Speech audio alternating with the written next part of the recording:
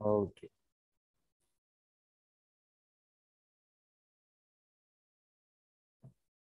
हाँ, अब हाणे पाण खे ग्रोथ एंड डेवलपमेंट पढ़नी आहे अॼु। ठीकु आहे। ग्रोथ एंड डेवलपमेंट जेका आहे त एनिमल जे अंदर growth and development in animals animals वारो जेको पोर्शन आहे उहो पढ़णो आहे पाण खे। ग्रोथ एंड डेवलपमेंट में टॉपिक ई कुल 3 आहिनि जेके पाण खे सुठे तरीक़े सां पढ़ण घुर्जनि। ठीकु आहे। ब्लास्ट्यूला, गैस्ट्रूला, उन गैस्ट्रूला में स्टेजिस ईंदियूं, एक्टोडर्म, एंडोडर्म, मीज़ोडर्म कीअं थी ठहे, उन्हनि मां नर्वस सिस्टम कीअं थो ठहे ऐं बॉडी जा ऑर्गन कीअं था ठहनि। हिन चैप्टर जा मेन टॉपिक इहे आहिनि बस। ठीकु आहे। शुरू कयूं था ग्रोथ एंड डेवलपमेंट खां। त मूंखे ॿुधायो जेको ग्रोथ जो टर्म आहे उन जो मतिलबु छा आहे। ग्रोथ लफ़्ज़ जी माना आहे कहीं बॉडी जी साइज इंक्रीज थे, वेट इंक्रीज थे, वॉल्यूम इंक्रीज थे, पर परमानेंटली, इरिवर्सिबल, परमानेंटली। ईअं न त वधी वञे, वधण खां पोइ वरी श्रिंक थी वञे। जेका रिवर्सिबल ग्रोथ हूंदी आहे उहा डेड बॉडीज में थींदी आहे। काठी के पानी में सटियो त उहा सुजी मोटी थी वेंदी, पानी निकिरण खां बाद सुकड़जी वेंदी। त इहा ग्रोथ जेका थी रिवर्सिबल थी वई। ठीकु आहे। हा, हाणे ग्रोथ लफ़्ज़ जी माना का शइ इंक्रीज थे, साइज में, वेट में, वॉल्यूम में, मास में, सेल जे नंबर में इंक्रीज थे, ऐं परमानेंट आहे, इहा इरिवर्सिबल आहे। डेवलपमेंट लफ़्ज़ जी माना है जॾहिं बॉडी जे अंदर कहीं हिकिड़े फॉर्म जी शइ मां का नई शइ डेवलप थे, नई शइ प्रोड्यूस थे। मिसाल तो ॾियां मां, मिसाल जो तो ॾियां, डिप्लॉइड सेल हूंदा आहिनि, उन्हनि मां हेप्लॉइड सेल पैदा थींदा आहिनि, गेमेट, एग या स्पर्म। त इहा जेका डिवीजन आहे न डिप्लॉइड सेल जी इंटू हेप्लॉइड, नए क़िस्म जो सेल ठहियो, इहा बि डेवलपमेंट आहे। ऐं जॾहिं हेप्लॉइड सेल मिली करे डिप्लॉइड सेल ठाहींदा आहिनि, ज़ाइगोट हिकु नए क़िस्म जो सेल ठहियो, इहा बि हिकिड़ी डेवलपमेंट आहे। डेवलपमेंट जॾहिं ज़ाइगोट डिवाइड थींदो, डिवाइड थी करे टिश्यू जी फॉर्मेशन कंदो, त टिश्यू बॉडी में कोन हुया, सेलन मिली करे टिश्यू ठाहिया, त टिश्यू जो ठहण इहा हिकिड़ी डेवलपमेंट आहे। या मां चवां सीड आहे, सीड आहे, सीड में स्टेम या लीफ हूंदो आहे छा? रूट न हूंदो आहे न। त रूट जो प्रोड्यूस थियण इहो डेवलपमेंट आहे। शूट जो प्रोड्यूस थियण सीड मां डेवलपमेंट आहे। हाणे इहा रूट जॾहिं वधंदी वञे थी, दैट इज़ ग्रोथ। हाणे जॾहिं इहो शूट वधंदो वञे थो, दैट इज़ ग्रोथ। त सिमिलरली ज़ाइगोट जॾहिं डिवाइड थी टिश्यू ठाहे थो, त इहा डेवलपमेंट आहे। टिश्यू डिवाइड थी करे जेको आहे फर्दर मुख़्तलिफ़ टिश्यू मिली करे ऑर्गन ठहनि था, ऑर्गन सिस्टम ऐं पूरो इंडिविजुअल ठहे थो। इहे जेके आहिनि स्टेप्स, जेके नवां नवां बॉडी जा पार्ट्स ठहनि था, इहे स्टेप्स आहिनि डेवलपमेंट जा। थोरो मां चेट खे वॾो कयां माखां। हा, वेट जो भी इरिवर्सिबल लिखियल आहे, पोइ वेट कीअं इरिवर्सिबल आहे। बाबा ॾिसो, हिकिड़ो आहे वेट, माना तव्हांजी बॉडी ग्रोथ करे थी, उन में तव्हांजी बॉडी जेका ग्रोथ करे थी न उहा इरिवर्सिबल आहे। वेट जो वधण तव्हांजो ग्रोथ जे करे न आहे, ज़रूरी न आहे। वेट जो वधण 2 क़िस्म जो आहे। शोभा ॾिसो बाबा, वेट जो वधण हिकिड़ो ईअं आहे त तव्हां कोलेस्ट्रोल घणो थी वियो, इहा ग्रोथ न आहे न, इहो इन खे ग्रोथ कंसीडर न कंदासीं। ठीकु आहे, इहो वेट वधी वियो आहे, इहो टेम्पररी आहे। जॾहिं असां फास्टिंग कयूं था, कोलेस्ट्रोल ख़तम थो थी वञे, त पोइ इहा ग्रोथ काॾे वई? इहा त ग्रोथ वई हली। त इन खे असां बायोलॉजिकल ग्रोथ न मञींदासीं। ठीकु आहे न। हा, जॾहिं सेल जो नंबर इंक्रीज थिए थो, उन पॉइंट ऑफ व्यू सां तव्हांजो वेट वधे थो। नंढे हूंदे खां माण्हू वॾो थींदो वञे थो, सेल जे नंबर इंक्रीज थियण जे करे जेको वेट वॉल्यूम मास वधे थो, त दैट इज़ ग्रोथ। का शइ बॉडी में एड थी वई आहे ऐं उहा रिलीज थी वञे त पोइ इहा ग्रोथ न आहे। ठीकु आहे, ओके। ॾिसो हाणे, ॾिसो, ॾिसंदा वञो, गौर सां ॿुधंदा वञो। ठीकु आहे, हाणे अगरि मां चवां बॉडी जे अंदरि 1000 सेल आहिनि, 1000 सेल आहिनि, 1000 सेल मां 10-12 सेल थी था वञनि त इहा ग्रोथ आहे। इनप्लांट्स पढ़ंदासीं बाबा, ग्रोथ इनप्लांट्स फिलहाल नथा पढ़ूं, उहा सिंपल आहे, उहा झटके जी आहे। फिजिकल क्लास में मां तव्हांखे हिकिड़े ई पीरियड में पढ़ाए वठंदुमि उहा। ठीकु आहे, जेको टिपिकल पोर्शन आहे, जेको अॼु असांखे कवर करणो आहे, उहो एनिमल वारो पोर्शन इंशाअल्लाह जेसि ताईं पढ़ी सघियासीं।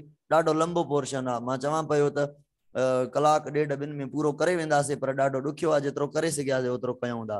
ठीकु आहे, अब हाणे ॿुधो, ग्रोथ एंड डेवलपमेंट एनिमल जी ॻाल्हि कयूं त जेका ग्रोथ एंड डेवलपमेंट आहे एनिमल जे अंदरि न, उनखे हाणे गौर सां तव्हांखे सम्झणो आहे, गौर सां सम्झणो आहे। असांखे हिकिड़ो मिसाल ॾिनो अथई, डेवलपमेंट ऑफ चिक।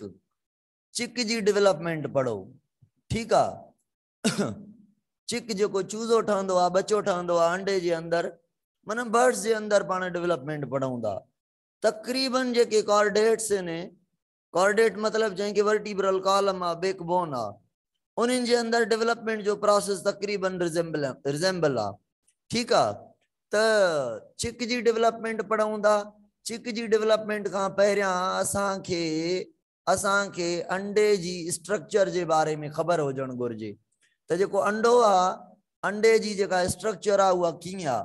असां चऊं त बाबा जेको अंडो आहे, जेको एग आहे, उहो उन में हिकिड़ो पोर्शन हूंदो आहे जंहिंखे यॉक रीजन चवंदा हूं। ठीकु आहे, यॉक चवंदा हूं, ये जेको आहे येलो कलर जो, ऐं ही वाइट रीजन जो। वाइट रीजन में तक़रीबन अल्ब्यूमिन वग़ैरह हूंदी आहे। हाणे अंडे खे पंजाब टेक्स्ट में एॾो डिटेल में नाहे ॾिनल, पर मां तव्हांखे इहो सम्झाईंदुमि त हे जेको अंडो आहे, इहो आयो काॾों, इहो कीअं ठहियो अंदरि बॉडी जे अंदरि, किथे किथे हिन जी डेवलपमेंट थी। पहिरियां पार्ट ॿुधो अंडे जा। ही आउटर शेल आहे, आउटर शेल आहे जेको CaCO3 कैल्शियम कार्बोनेट यानी सिलिका जो ठहियल आहे। हार्ड शेल हूंदो आहे। इन जे अंदरां हिकिड़ी कवरिंग हूंदी आहे, इन जे अंदरां हिकिड़ी कवरिंग हूंदी आहे जेका थोड़ी सॉफ्ट हूंदी आहे, जेका थोड़ी सॉफ्ट कवरिंग हूंदी आहे। ठीकु आहे, इहा जेका सॉफ्ट कवरिंग हूंदी आहे, इहा बि एग जी मेम्ब्रेन सां ॾिबाराइबी आहे। इहो बि हिकिड़ो एग जो शेल आहे, एग जी मेम्ब्रेन आहे, पर जेका आहे त सॉफ्ट हूंदी आहे, काइटिन जी ठहियल हूंदी आहे। उन खां बाद ही जेको अंडे जे अंदरि सॼो रीजन आहे, इहो ईअं सम्झो, मां सिंपली चवां थो, egg York and egg white जेको आहे, इहो अंडे जे अंदरि फूड आहे। अब फूड छो आहे, तव्हां यादि कयो, मां हिकिड़े कॾहिं मां तव्हांखे पढ़ायो हूंदुमि त बर्ड्स जे अंदरि जेको एग हूंदो आहे उहो पॉलीलेसिथल हूंदो आहे। पॉलीलेसिथल हूंदो आहे। लेसिथल लफ़्ज़ जी माना फूड, पोली लफ़्ज़ जी माना है मैनी, यानी अंडे जे अंदरि फूड जेको आहे तमामु घणो हूंदो आहे। अब आप ॿुधो, मांखे सवाल त ॿुधायो, गर्ल्स एंड बॉइज़ मांखे ॿुधायो, कमेंट में जवाबु ॾियो। ही जेको अंडे जे अंदरि बच्चो ठहंदो, त पहिरीं ॻाल्हि त बच्चे जे ठहण जे लाइ हिते ज़ाइगोट जो हुजणु ज़रूरी आहे। ठीकु आहे, ज़ाइगोट हिते हूंदो आहे।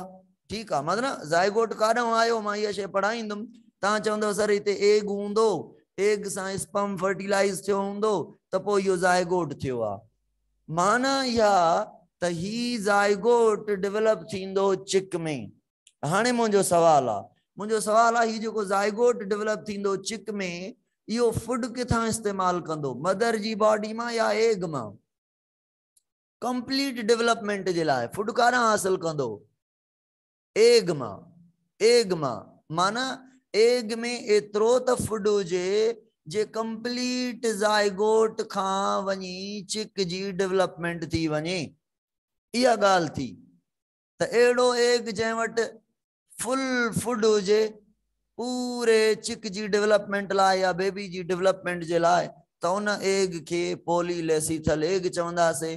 मियोलेसिथल एग हूंदो आहे फिशिस जे अंदरि, मीज़ोलेसिथल एग हूंदो आहे फ्रॉग जे अंदरि, एलेसीथल एग हूंदो फुड हूंदो ही ना एग में ह्यूमन मेमल जे अंदर जेको बेबी आ उन जी जेका डेवलपमेंट आ उहा एग मां थींदी आ यानी एग जेको आ त फुड ॾींदो आ या एग सिर्फ सोर्स आ जेनेटिक मटीरियल जो ऐं एग साइटोप्लाज्म आ बाक़ी फुड मदर ॾींदी ये कॉन्सेप्ट आ न ह्यूमन जे अंदर मेमल्स जे अंदर जेको फुड आ वो प्लेसेंटा जे थ्रू मदर ॾींदी त ह्यूमन जे केस में मेमल्स जे केस में एग जे अंदर ज़रे बराबर भी फुड ना है त ह्यूमन जो जेको एग आ ए लेसीथल आ अच्छा हाणे ॿुधो गौर सां अचो हे एग आ हिन में कुछ चलेज़ा रीजन हूंदा आहिनि ठीक आ जेके बाउंड कंदा आहिनि हिन के यॉक के त मूव वूव न करन काई डिटेल असां एग जी बि नथा पढ़ूं एयर सेक हूंदी आ छाजे लाइ हूंदी आ ठीक आ एतिरो असां सम्झूं था एग यॉक आ एग वाइट आ ब मेम्ब्रेन्स आहिनि अचो अॻिते पढ़ंदासीं हली ठीक आ हाणे हाणे ॿुधो चिक जी डेवलपमेंट जे लाइ ओवरी जेका है फीमेल बॉडी जे अंदर लोकेटेड आ तव्हांखे ख़बर आ ओवरी जे अंदर एग प्रोड्यूस थे तो जंहिंखे असां ओवम भी चऊं था जीअं एग ओवरी मां रिलीज थे तो त प्रोसेस के असां चऊं था ओव्यूलेशन ओव्यूलेशन में तव्हांखे रिप्रोडक्शन में पढ़ाए आयो आ त ओव्यूलेशन जे रिजल्ट में जेको एग आ अची पहुचदो आ हिकिड़े ट्यूब जे अंदर जेको ओवरी खां एग के खणी करे ओवरी खां एग के खणी करे अची पहुचाईंदो आ किथे यूटेरस में बच्चेदानी जे अंदर यूटेरस में अची पहुचाईंदो आ ठीक आ यूटेरस जे अंदर पहुचाईंदो आ केर ओ जेको ट्यूब आ उन ट्यूब जो नेम छा है बाबा उन ट्यूब जो जेको नेम आ उन ट्यूब जो नेम आ ओही ओविडक्ट या फेलोपिन ट्यूब ई ओवरी ठाही आ मां ओवरी जे मां जेको आ त एग प्रोड्यूस थियो एग कहीं खयो ओविडक्ट जे फेलोपिन ट्यूब में आयो जीअं इते एग पहुतो इते जो इते फर्टिलाइजेशन थींदी आ एग सां ओविडक्ट जे केड़े प्रॉक्सिमल पोर्शन में या डिस्टल पोर्शन में बुधायो रिप्रोडक्शन चैप्टर पढ़ी आया हूं प्रॉक्सिमल पार्ट में वेरी गुड ये ना प्रॉक्सिमल पार्ट में यानी पहिरियां जेको पोर्शन आ ओवरी जे वेझो आ इते फर्टिलाइजेशन थी वई थे असां जो छा थी वयो ज़ायगोट हाणे हाणे छा थींदो ए जेको ओविडक्ट आ इन ओविडक्ट में ग्लैंड्स प्रेजेंट इन ओविडक्ट में छा present in Baba glands present in जेके egg white and egg yolk जी फॉर्मेशन कंदा यानी यानी अंडो इहो मूव कंदो ईंदो मूव कंदो ईंदो मूव कंदो ईंदो ऐं छा ठहंदो वेंदो अंडे सां गॾोगॾु एग वाइट भी त एग यॉक भी हाणे असां अंडो छा खे मञूं था ॿ शयुनि खे अंडो चऊं था हिकु चऊं था कंप्लीट जेको मुर्गी अंडो ॾींदी आहे सॼे खे ॿियो असां बायोलॉजी में अंडो चऊं था ओ हिन ज़ायगोट खे हाँ ज़ायगोट खां पहिरियां इहो एग हुयो न फर्टिलाइज़ थियो त हाणे ज़ायगोट ठहियो आहे ठीक है न त हिकिड़ो अंडो मां चवां थो पूरो अंडो उन जो मतलब आ उन पूरे अंडे जी गाल कयां तो जेको मुर्गी अंडो ॾींदी आ उन जी गाल कयां तो त माना शेल भी हूंदो इनर शेल भी हूंदो मेम्ब्रेन उन खां बाद एग वाइट भी हूंदो एग यॉक भी हूंदो ऐं फर्टिलाइज्ड एग यानी ज़ायगोट भी हूंदो अगर मां एग जी गाल कंदुमि त मां चवंदुमि ज़ायगोट गेमेट जी गाल कंदुमि त मां चवंदुमि ज़ायगोट इनके ॿिया भी नाला अॻिना हली ॾींदुमि जर्माइनल डिस्क चवंदोमांसि सही आ ब्लास्टो डिस्क चवंदोमांसि मां इहे नाला अॻिते ॾियां थो ओ हिन एग के ज़ायगोट के अब हाणे ॿुधो कॉमन सेंस छा आहे कॉमन सेंस इहो आहे ज़ायगोट मां चिक डेवलप थींदो ऐं चिक के जेको फुड ॾींदो उहो egg white and egg York ॾींदो माना ही सॼो फुड आहे अंडे जे अंदर हे सॼो फुड आहे प्रोटेक्टिव मेम्ब्रेन्स त फर्टिलाइजेशन जेका है उहा काथे थिए थी फर्टिलाइजेशन ओविडक्ट जे अंदर थी फर्टिलाइजेशन खां बाद जेको आहे उन सां गॾोगॾु एग सां छा जी फॉर्मेशन थी यॉक जी फॉर्मेशन थी वाइट पोर्शन ठहियो ऐं जेको आहे येलो पोर्शन ठहियो एग जेको आहे फुली फुड सां भरियो वियो अब एग अची पहुतो आहे यूटेरस में काथे पहुतो आहे ग्लैंड वरी गाल रिपीट कयो डिशा कुकरे जा बाबा ॿुधो जेके ग्लैंड हूंदा आहिनि उहे सीक्रेशन कंदा आहिनि। ग्लैंड जी ॻाल्हि कयूं त माना ग्लैंड्यूलर सेल आहिनि उहे सीक्रेशन कंदा छाजी, अल्ब्यूमिन जी, ग्लोब्यूलिन जी, जेके अल्ब्यूमिन वाइट एग वाइट ठाहींदा ऐं जेको आहे त एग यॉक ठहंदो। माना एग यॉक ऐं एग वाइट जी फॉर्मेशन जेका थिए थी उहा ओविडक्ट जे अंदरि थिए थी। फर्टिलाइजेशन बि थिए थी, एग वाइट बि ठहे थो, एग यॉक बि ठहे थो। बाक़ी छा खुटो एग में? तव्हां चवंदव सर मेम्ब्रेन कोन आई, इनर मेम्ब्रेन ऐं आउटर मेम्ब्रेन शेल कोन आयो। ठीकु आहे, इन फॉर्म में अची अंडो पहुतो आहे काथे? अंडो पहुतो आहे यूटिरस में। कहिड़े फॉर्म में? कहिड़े फॉर्म में पहुतो आहे? एग यॉक अथसि ऐं एग वाइट अथसि, शेल कोन अथसि। हाणे यूटिरस जे अंदरि ग्लैंड आहिनि, यूटिरस जे अंदरि ग्लैंड आहिनि, यूटिरस जे अंदरि ॿिया ग्लैंड आहिनि जेके छा सीक्रेट कंदा? जेके शेल सीक्रेट कंदा अंडे जे ॿाहिरां। माना उहे हाणे अंडे जो शेल छा आहे? छा आहे? सॼो फुल शेल ठहंदो छा? न, ज़रा ज़रा यूटिरस केमिकल सीक्रेट कंदो, कैल्शियम कार्बोनेट, काइटिन वग़ैरह सीक्रेट कंदो। पहिरियां काइटिनस शेल ठहंदुसि अंदरियों ऐं उन खां बाद ॿाहिरां कैल्शियम कार्बोनेट उते डिपोज़िट थींदसि त अंडे जे ॿाहिरां ॿई शेल ठही वेंदा। इहो अंडो पूरो डेवलप थियो। हाणे 2 घंटनि जो जेको टाइम आहे, 2 hours जो जेको टाइम आहे उहो ही आहे। ओव्यूलेशन खां वठी हिन रीजन ताईं हेसि ताईं 2 hours लॻनि था ऐं 22 घंटा जेको आहे अंडो उहो यूटिरस जे अंदरि अवेलेबल आहे। यूटिरस में उनखे छा थिए थो?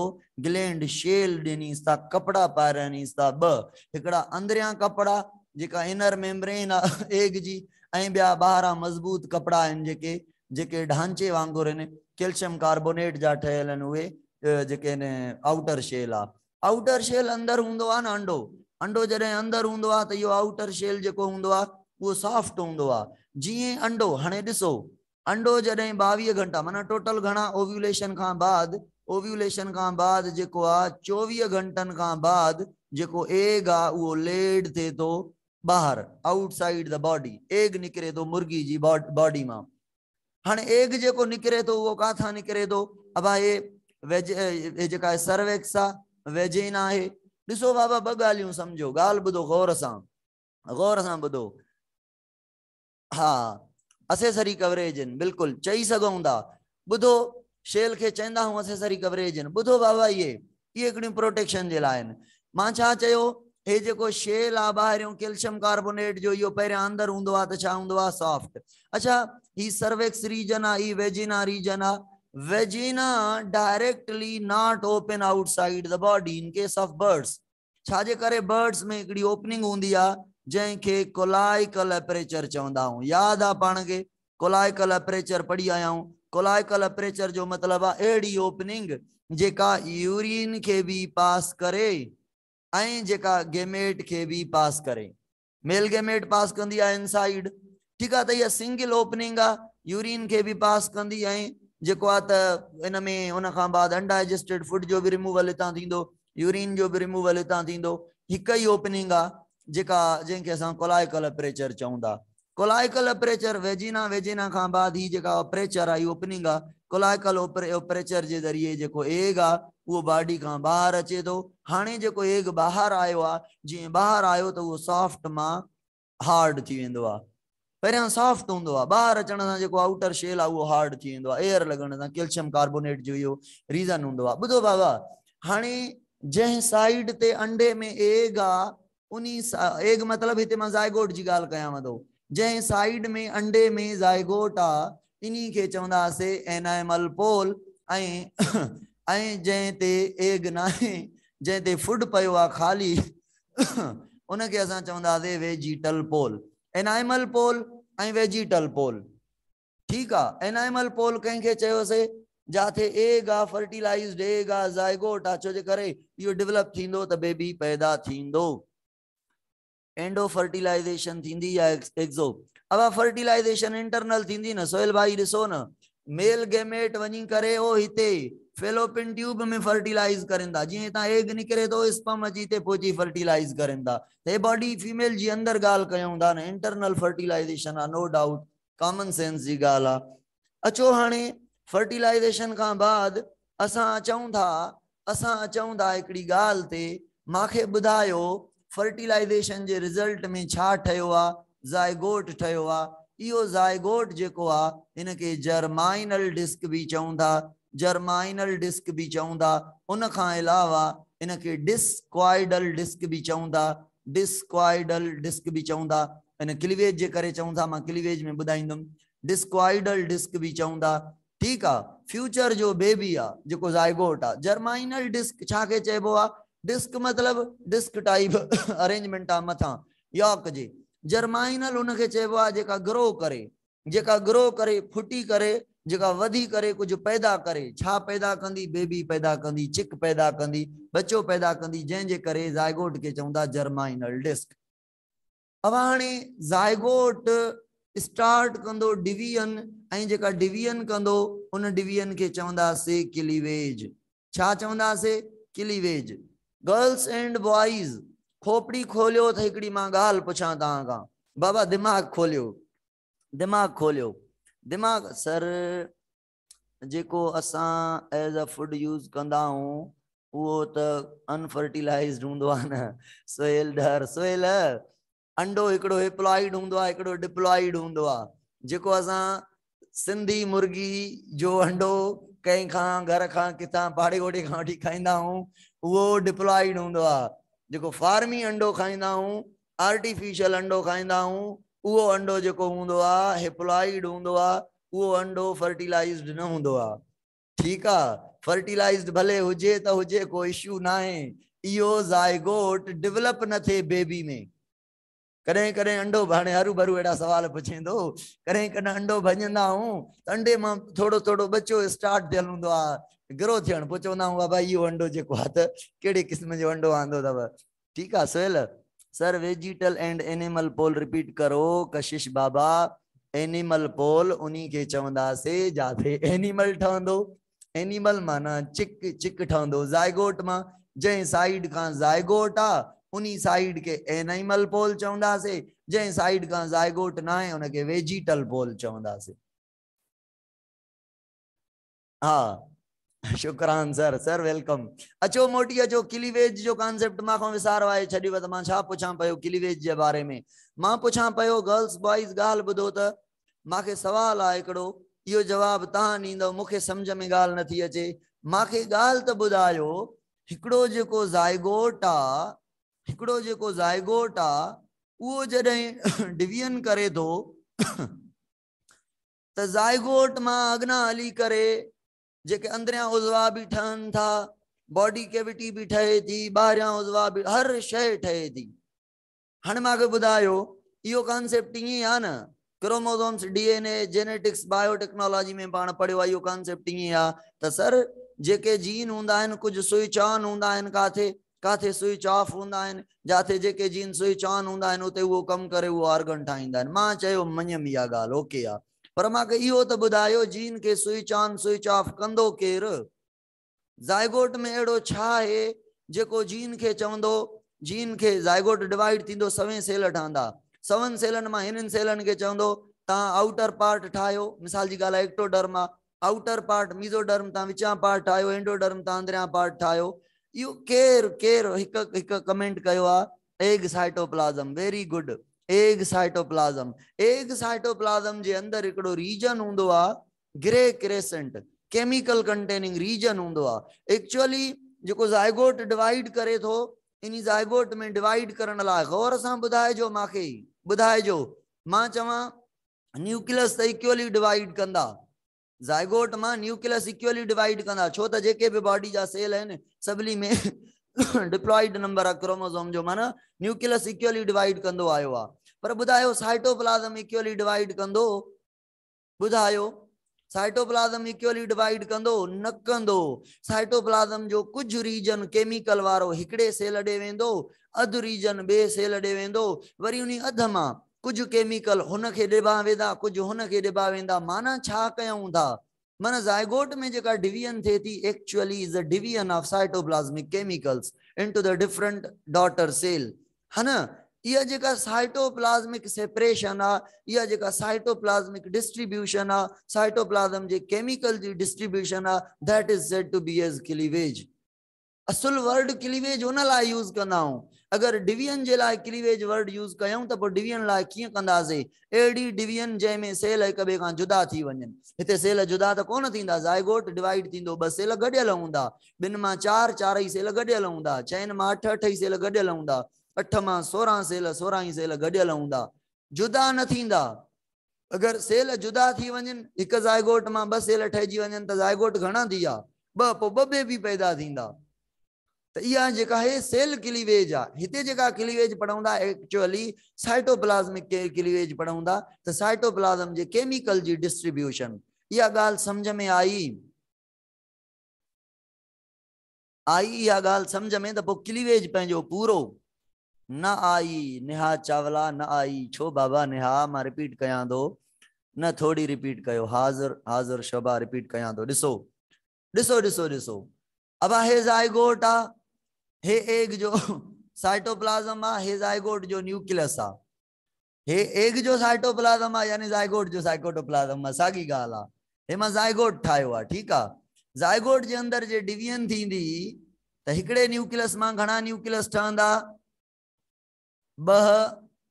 पहिरीं जेका डिवीजन थिए थी उहा वर्टिकल थिए थी।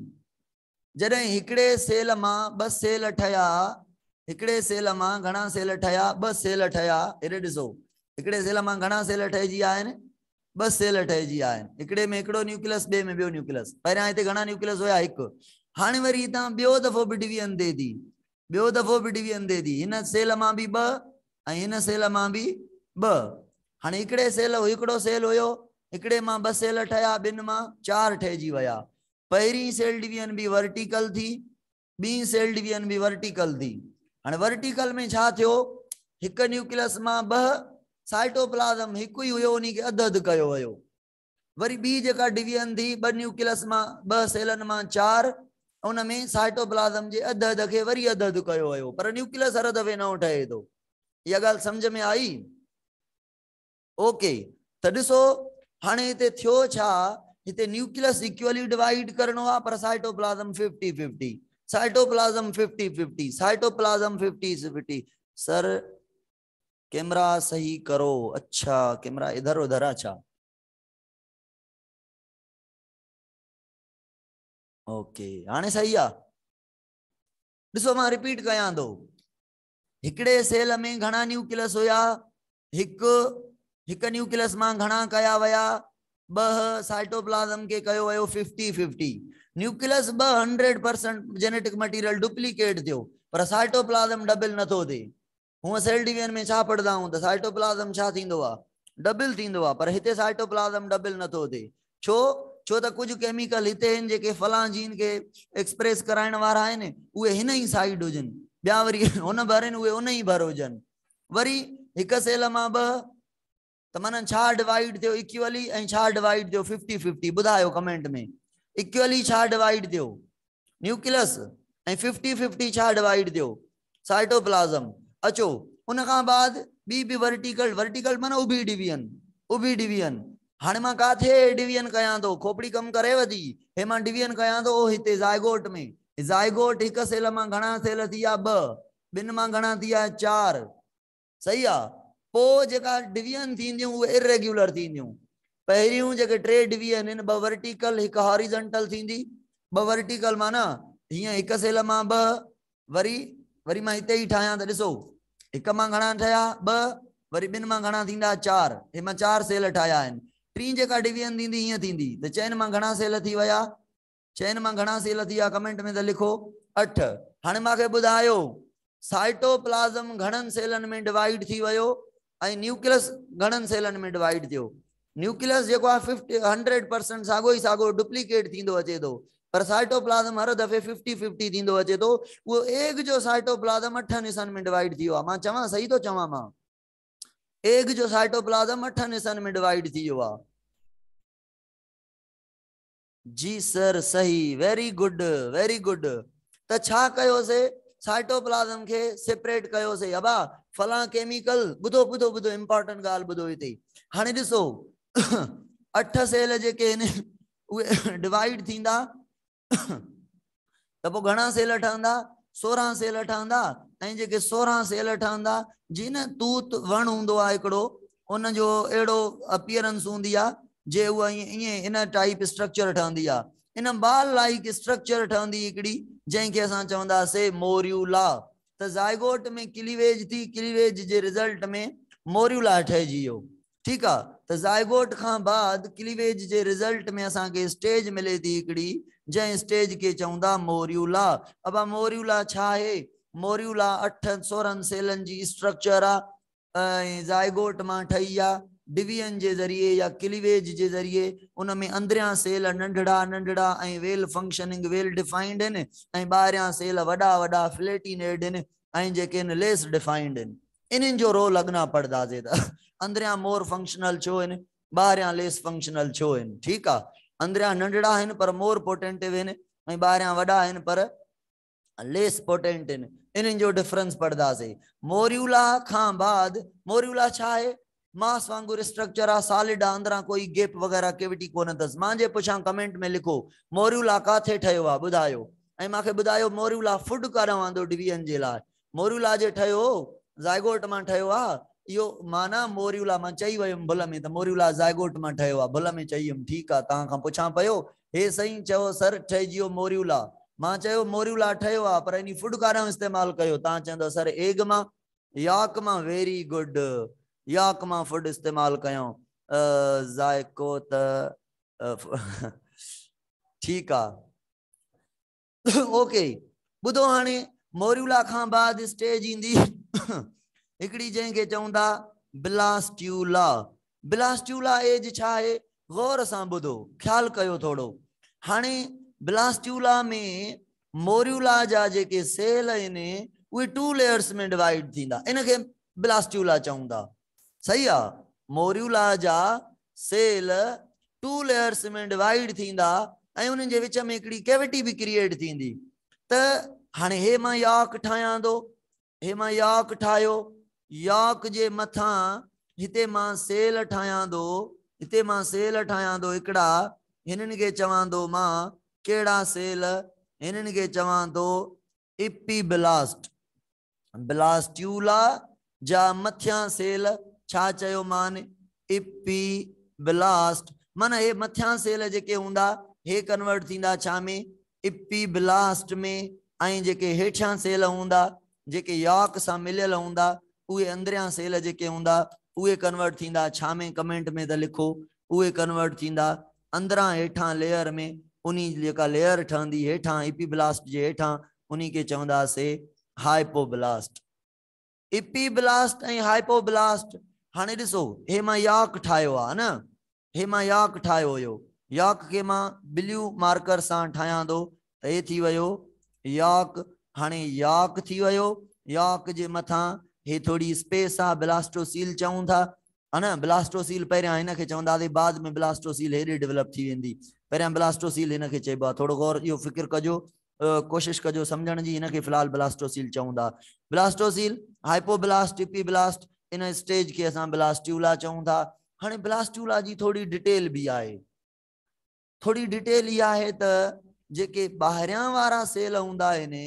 सफ़ा ॿाहिरियां वारा सेल हूंदा आहिनि एनिमल जे अंदरि कंहिंजे अंदरि ह्यूमन जे अंदरि सॉरी एनिमल जे अंदरि न ह्यूमन जे अंदरि जेके ही इपीब्लास्ट खां बि ॿाहिरां सेल हूंदा आहिनि उहे सॼे ब्लास्ट्यूला जे मथां कवरिंग ठाहींदा आहिनि इन केस ऑफ एनिमल पाण ॻाल्हि कंहिंजी कयूं था चिक जी ॻाल्हि कयूं था त हे मां जेका पॉइंट ॿुधायां थो इहा चिक जी नाहे जेका मां पॉइंट ॿुधायां थो इहा चिक जी नाहे ॾिसो हे सेल थी विया इपीब्लास्ट जा ठीकु आहे हे सेल थी विया हाइपोब्लास्ट जा इन्हनि खां ॿाहिरां बि कवरिंग आहे हिकिड़ी जंहिंखे असां चऊं था ट्रोफोब्लास्ट इन कवरिंग खे छा चऊं था ट्रोफोब्लास्ट ॿुधो बाबा ट्रोफोब्लास्ट जो कमु आहे ट्रोफोब्लास्ट जो कमु आहे प्लेसेंटा ठाहिण ॿुधायो प्लेसेंटा कंहिं में ठहंदो ओवीपेरस एनिमल में ठहंदो अंडनि ॾियण वारनि एनिमल में ठहंदो हाँ अंडनि ॾियण वारनि में न ठहंदो छो त प्लेसेंटा न हूंदो आहे जॾहिं प्लेसेंटा न हूंदो आहे त पोइ ट्रोफोब्लास्ट न ठहंदो पर माना असां जेको टॉपिक पढ़ूं था उन में असांजो ट्रोफोब्लास्ट जो जेको रोल आहे वो कोई भी ना है, ठीक है, ट्रोफोब्लास्ट ना है। अचो बी गाल बी पॉइंट बुधाया तो वह भी असा वो प्लेसेंटल मेमल जी मां गाल कया तो बुधो गौर सा वरी ट्रोफोब्लास्ट जेको आ माना trophoblast, epiblast, hypoblast, blastocoel in form में भला बुधायो अगर ह्यूमन जो एग आ तो ब्लास्ट्यूला एज ते पहुतो आ त याक हुंदो, एग वाइट हुंदो न हुंदो, ओनली एंड ओनली ही बाल हुंदो, ट्रोफोब्लास्ट मेम्ब्रेन आई उन खां बाद हाइपोब्लास्ट ऐं एपीब्लास्ट हुंदी, ठीक आ, ये हुंदियूं इन फॉर्म में वनी यो इम्प्लांट थींदो यूटिरस में वनी करे इम्प्लांट थींदो बेबी। पर हिते जेका गाल कयूं था असां कयूं था इन केस ऑफ चिक त there is no implantation of baby inside the uterus for the development of chick त एग जे अंदर डेवलप थींदो, एग बाहर रिलीज करणो आ, ठीक आ, ओके। हाणे अचो हाणे असां अगते थोड़ी गालियों पढ़ूं था। अच्छा क्लीवेज जे बारे में बुधो, क्लीवेज जे बारे में मां कुछ पॉइंट रहाए आयो हां, बुधो क्लीवेज जे बारे में, क्लीवेज जो कॉन्सेप्ट टोटली पढ़ी आया हूं, सिर्फ टर्म्स पढ़ना है क्लीवेज जे बारे में। क्लीवेज जेका है जेका डिवीजन कंदी आ इन जी डिवीजन के मीरोब्लास्टिक डिवीजन चवंदा हूं, मीरोब्लास्टिक, या इन्हीं जी डिवीजन के चवंदा हूं डिस्क्वाइडल क्लीवेज, छा चवंदा हूं डिस्क्वाइडल, या छा चवंदा हूं मीरोब्लास्टिक, मीरोब्लास्टिक, मीरोब्लास्टिक या डिस्क्वाइडल जो मतलब आ only and only cleavage limited on the egg, only and only जेका हे छा हुई बाबा अग में इनके छा चयोसे मोरियुला खां पहिरियां इन्हीं के चयोसे जर्माइनल डिस्क, जायगोट के चयोसे न चयोसे, त एड़ो एग जो जर्माइनल डिस्क ओनली जर्माइनल डिस्क डिवाइड थे उन जी डिवीजन के असां चवंदासे मीरोब्लास्टिक या डिस्क्वाइडल क्लीवेज, सजो एग डिवाइड थे, ये तो बर्ड में कोन थींदो त सजो एग डिवाइड थे, सजो एग डिवाइड न थींदो, अगर सजो एग डिवाइड थे तो पो चवंदासे कंप्लीट क्लीवेज, माना माना बर्ड्स जे अंदर जेका क्लीवेज आ उन्हीं के एक त छा नालो दिनो से क्लीवेज के माखे ते नाला डेरायो, क्लीवेज के केड़ा नाला दियऊं था गौर सां बुधंदा वणो, एक चयो से इनकम्प्लीट चऊं, इनकम्प्लीट क्लीवेज चऊं बाबा, इनकम्प्लीट छो चयो से सिर्फ एग सिर्फ जायगोट डिवाइड करे तो सजो एग डिवाइड न तो करे बिन सन में, ओके।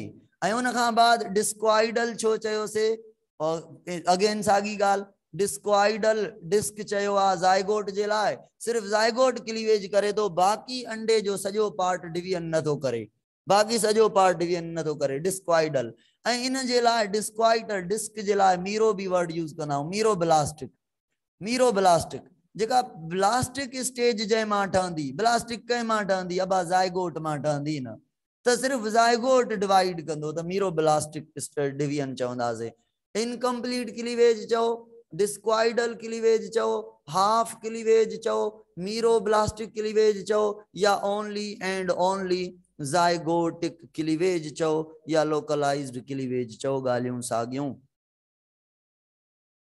ओके थियो। अचो अचो हाने अगते अगते अचो बाबा क्लीवेज रियाज ओ रियाज हेरे त चवा, अब हाने क्लीवेज का बाद पाण के पढ़नो आ छा, पाण के पढ़नो आ क्लीवेज का बाद मोरियुला, मोरियुला पढ़ियो से पो पढ़नो आ स्टेज ब्लास्ट्यूला, ब्लास्ट्यूला सा गड पाण के कुछ टर्म पढ़ना है हाने इम्पोर्टेंट में इम्पोर्टेंट, मुझो ख्याल आ इन बोर्ड के मिटायूं त हलो नथा मिटायूं परी साइड ता लिखूं था, ठीक आ, ऐं पो असां पढ़ूं था ब्लास्ट्यूला स्टेज ते, पानी ते पियार भला, ब्लास्ट्यूला एज ते असां हलो मिटायूं नथा, ब्लास्ट्यूला एज का हाने थोड़ो मां दुखियूं गालियूं करण वारो हां, ऐं इन दुखियन गालियन के समझजो, ठीक आ, ब्लास्टोसील के समझजो, ऐं इन जेके टर्म्स मां यूज कयां दो उन्हन के समझजो गौर सां। मोरियुला फाइक चे तो मोरियुला रिपीट कयो, localized cleavage, localized into the zygote, morula zygote जॾहिं डिवाइड थी 16 सेल जी स्ट्रक्चर ठाहे ऐं 16 ई सेल मास वांगुरु हुजनि भरियल सॉलिड हुजनि त उन्हनि खे मोरियूला चवंदासीं। मोरियूला खां बाद ब्लास्ट्यूला में ॿुधो बाबा, ब्लास्ट्यूला में घणियूं लेयर हुयूं ॿुधायो त इपीब्लास्ट ऐं ॿी कहिड़ी लेयर हुई जल्दी ॿुधायो, हाइपोब्लास्ट। ठीक है, इपीब्लास्ट एंड हाइपोब्लास्ट बोथ जेके लेयर आहिनि उहे असां वटि लेयर आहिनि ब्लास्ट्यूला जे अंदर। बिनी लेयर के असां ब्लास्टोडर्म भी चवंदासीं। डर्म माना लेयर, ब्लास्टो मतलब ब्लास्ट्यूला, ब्लास्ट्यूला जूं लेयर। हाणे गौर सां ॿुधो, हाणे इंपॉर्टेंट ॻाल्हियूं शुरू आहिनि। जेकॾहिं इन्हनि इंपॉर्टेंट ॻाल्हियुनि में तव्हांजी खोपड़ी खुलियल न हूंदी, कैमरा सही करो, कैमरा सही आहे, मथे ज़ाहिर थो थिए, हेठि वारी थोड़ी शइ नथी ज़ाहिर थिए। फोटो में तव्हां ॾे मां इहा सेंड करे छॾियां थो। फ़िलहाल हिन ते फोकस कयो, पोइ हेठि वारी ॻाल्हि खे ॾिसूं था। ठीकु आहे, हा अचो ॾिसो। हाणे हाणे हाणे गौर सां हाणे खोपड़ी खोलियो। हाणे ॾुखियूं ॻाल्हियूं पंहिंजा टॉपिक अॼु जा जेके पढ़णा आहिनि पाण खे, गैस्ट्रुलेशन, न्यूरुलेशन ऐं नोटोकॉर्ड एंड मीज़ोडर्म फॉर्मेशन, उहे शुरू थिया आहिनि असांजा टॉपिक। हा पाणी पीआर हुते रख। अब ॿुधो, हाणे हे मां चवां थो एग जो याक आहे, हे छा आहे, एग जो याक आहे। हाणे गौर सां ॿुधंदा हलो, एग जो याक आहे। एग जे याक जे मथां मांखे कमेंट में ॿुधायो, हे जेका मां लेयर ठाहियां थो ग्रीन सेल्स सां मथां मथां खोड़ मथे, ॿुधायो त इहा कहिड़ी लेयर आहे, इहा कहिड़ी लेयर आहे भा, हे वारी। ऐं मांखे ॿुधायो त ही जेका हेठि लेयर ठाहियां थो याक जे मथां, उन लेयर जे हेठां उहा कहिड़ी लेयर आहे। शाबाश, जल्दी में ॿुधायो, जल्दी में कमेंट कयो, जल्दी में कमेंट कयो, जल्दी में कमेंट कयो। मथी लेयर ग्रीन वारी इपीब्लास्ट ऐं हेठां वारी हाइपोब्लास्ट याक जे मथां। अब हाणे इपीब्लास्ट ऐं हाइपोब्लास्ट खे अगरि असां डिवाइड कयूं त इन्हनि जा ॿ पार्ट आहिनि, ॿ ज़ोन आहिनि। हिकिड़ो ज़ोन आहे उहो जाते इपीब्लास्ट ऐं हाइपोब्लास्ट ॿई पाण में मिलनि थियूं, ऐं ॿियो उहो ज़ोन आहे जाते इपीब्लास्ट ऐं हाइपोब्लास्ट हिक ॿिए खां सेपरेट आहिनि ऐं थिन आहिनि। हिते छा कमु आहे, हिते सेपरेट बि आहिनि ऐं प्लस में थिन बि आहिनि, हिते मिलियल बि आहिनि ऐं प्लस में थिक बि आहिनि। हिकिड़ो मिनट, कॉल हले थी, हले केरु आहे, कंटिन्यूअसली कॉल करे थो। सुनील भाई, हेलो, वालेकुम अस्सलाम, कहिड़ा हाल अथव, ख़ुशि आहियो, ठीकु ठाक। अरे इहो कैमरा सेट कोन थिए पई ऐं हिन जो सिस्टम कोन हले पियो, का LCD चेंज करे छॾी पई आहे, इन जे करे कॉल कई मां, बसि चेंज करायमि LCD, हली वियो कमु। भुल में ॿी रखी विया, क्लास क्लास वठां पिया, क्लास। ठीकु आहे, ठीकु आहे, महिरबानी, थैंक यू। न न को मसलो ना है, बड़ी मेहरबानी, थैंक यू, थैंक यू।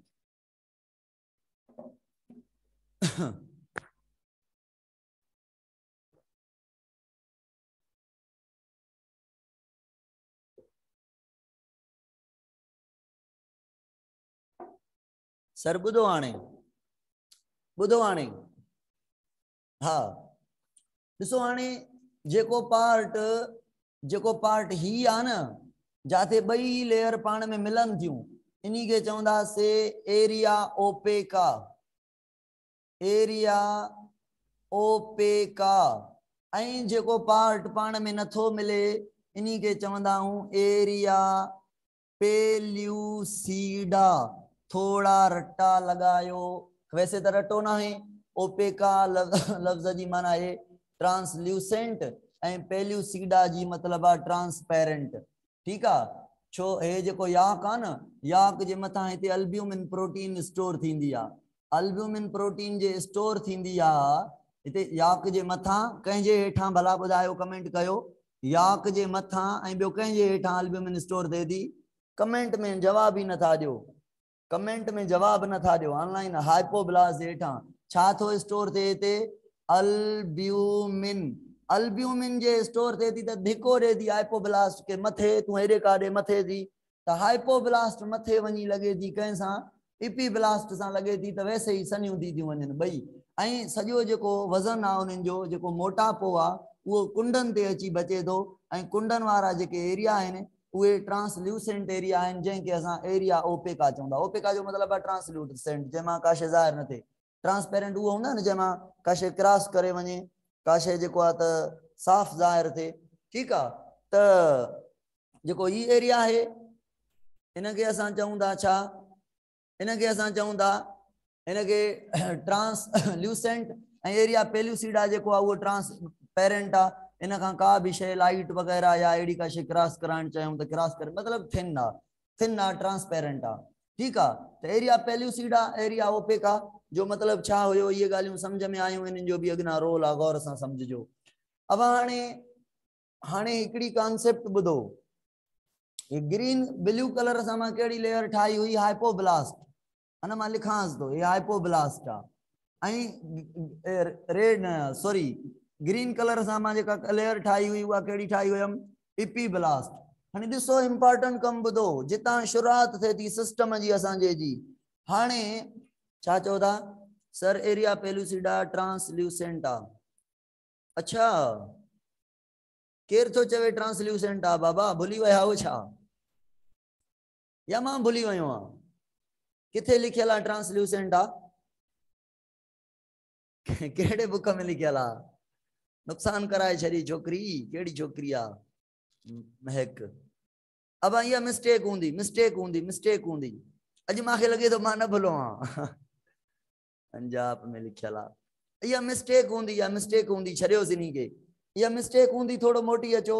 मां छा चवां थो, हे जेको ट्रांसल्यूसेंट आहे, पेल्यूसिडा ट्रांसपेरेंट आहे। मां इहा ॻाल्हि चवां थो, बुक जेको चए थो उहो यादि करे छॾियो फ़िलहाल, कोई नहीं, अचूं था। ठीक है ना, वैसे इहा बुक में मिस्टेक हूंदी। अचो ॾिसो, हाणे हे ट्रांसपेरेंट आहे, पेल्यूसिडा ट्रांसपेरेंट आहे, ओपेका ट्रांसल्यूसेंट आहे। माना ही इन्हनि जी आहे, पेल्यूसिडा माना ट्रांसपेरेंट, ओपेका मतलब ट्रांसल्यूसेंट।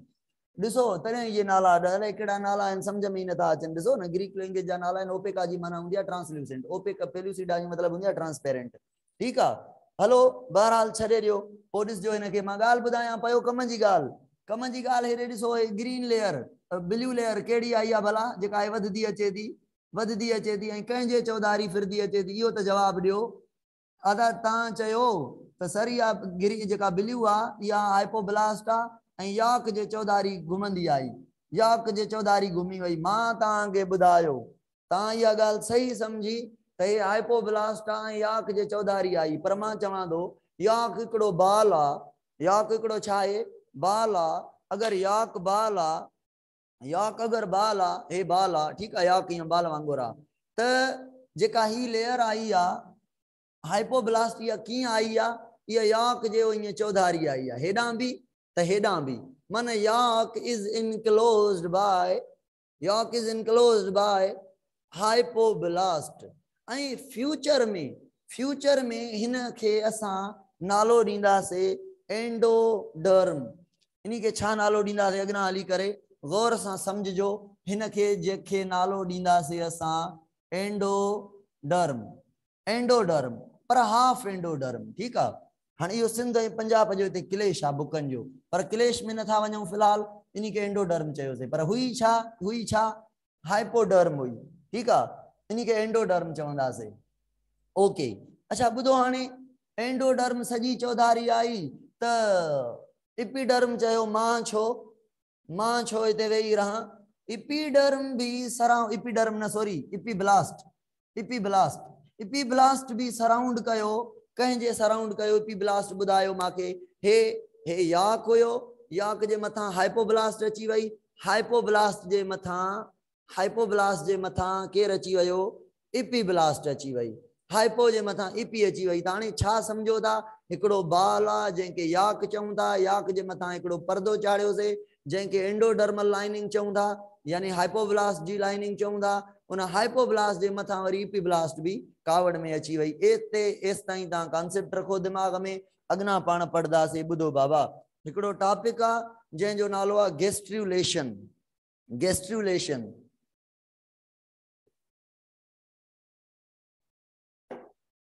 गेस्ट्रुलेशन ॿुधजो छोकिरियूं छोकिराओ, गेस्ट्रुलेशन सम्झिजो गौर सां।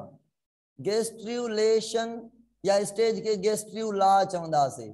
गेस्ट्रुलेशन प्रोसेस चवंदा ऐं स्टेज के छा चवंदासीं गेस्ट्रुला स्टेज थोड़ी रिपीट कयूं था पहिरियों एग डेवलप थियो फर्टिलाइजेशन थी जायगोट ठयो जायगोट खां पोइ क्लीवेज थी क्लीवेज खां पोइ मोरुला मेरुला खां पोइ ब्लास्टुला ब्लास्टुला खां बाद स्टेज अचे थी गेस्ट्रुला गेस्ट्रुला जे अंदर गेस्ट्रुलेशन जो मतलब छा है गेस्ट्रुलेशन जो मतलब आ जर्माइनल लेयर्स जी फॉर्मेशन अरे जर्माइनल लेयर अले केड़ी बला अची वई जर्माइनल लेयर जो मतलब आ एड़ियूं लेयर जंहिंमां बॉडी जा पार्ट ठहन एड़ियूं लेयर जंहिंमां बॉडी जा जर्माइनल उन्हीं के चइबो आहे जेका ग्रो करे कुछ ठाहे तो जर्माइनल लेयर हिकड़ी आ एक्टोडर्म बी आ या आखिर में ठहंदी एक्टोडर्म बी आ मीजोडर्म मीजोडर्म या बे नंबर ते ठहंदी टी आ एंडोडर्म एंडोडर्म या अग में ठहंदी सही आ टोटल लेयर घणियूं थी वयूं टे ये टे कंहिंमां ठहंदियूं ब्लास्ट्यूला मां गेस्ट्रुला थींदी त तव्हां चयो सर हिक त लेयर ठाहे चुका हो मां जो केड़ी ठाहे चुका हूं तव्हां चवंदो एंडोडर्म ठाहे चुका हूं ॿुधायो मांखे छा मां ठही आ हाइपोब्लास्ट मां ठीक आ एस ताईं ॻाल्हि ओके एस ताईं ॻाल्हि ओके आ न बाबा हाणे अचो हाणे पाण पढ़ूं था त गेस्ट्रुला मां गेस्ट्रुला छा है गेस्ट्रुलेशन छा है ऐं नोटोकार्ड कीअं ठहंदो ठीक आ उन खां बाद जेको आहे त मीजोडर्म कीअं ठहंदी मीजोडर्म जा पार्ट कहिड़ा हूंदा मीजोडर्म काॾां काॾां ईंदी इहे सॼियूं शयूं डिटेल में पढ़ूं था हिकिड़ो मिंट सिर्फ़ हिकिड़ो मिंट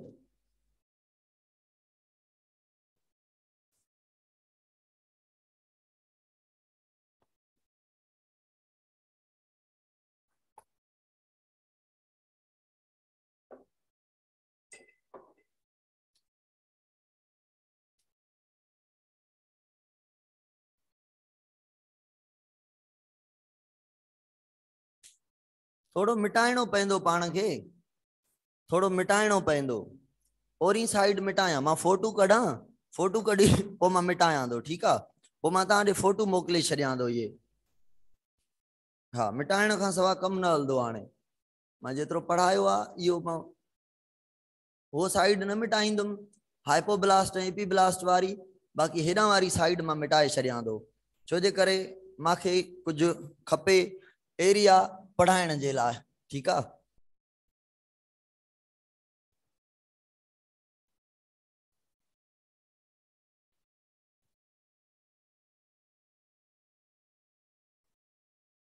अबा सवाल पुछांव थो माखां मूंखे सवाल ॿुधाईंदा वञो मूंखे ॿुधायो एपीब्लास्ट एंडोडर्मिस जे ॿाहिरां आहे कि अंदरां आहे एपीब्लास्ट ॿाहिरां आहे चौधारी आहे अच्छा ॿी ॻाल्हि ॿुधायो ॿियो सवाल ॿुधायो याक काथे आहे याक काॾे वियो काॾे ढकिजी वियो याक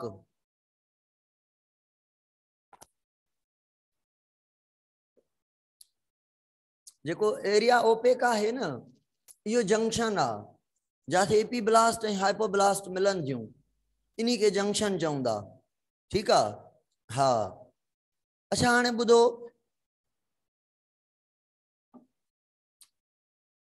फ्यूचर फ्यूचर समझो त फ्यूचर में कहिड़ियूं लेयर छा छा ठाहींदियूं ऐं कंहिं मां छा छा ठहंदो ठीकु आहे ॾाढी इंपॉर्टेंट ॻाल्हि आहे त फ्यूचर में कहिड़ी लेयर मां कहिड़ा कहिड़ा पार्ट जेके आहिनि उहे डेवलप थींदा अचो शुरू कयूं था पाण शुरू कयूं था कैमरा खे थोरो हिन तरफ़ कयां थो मां ताकी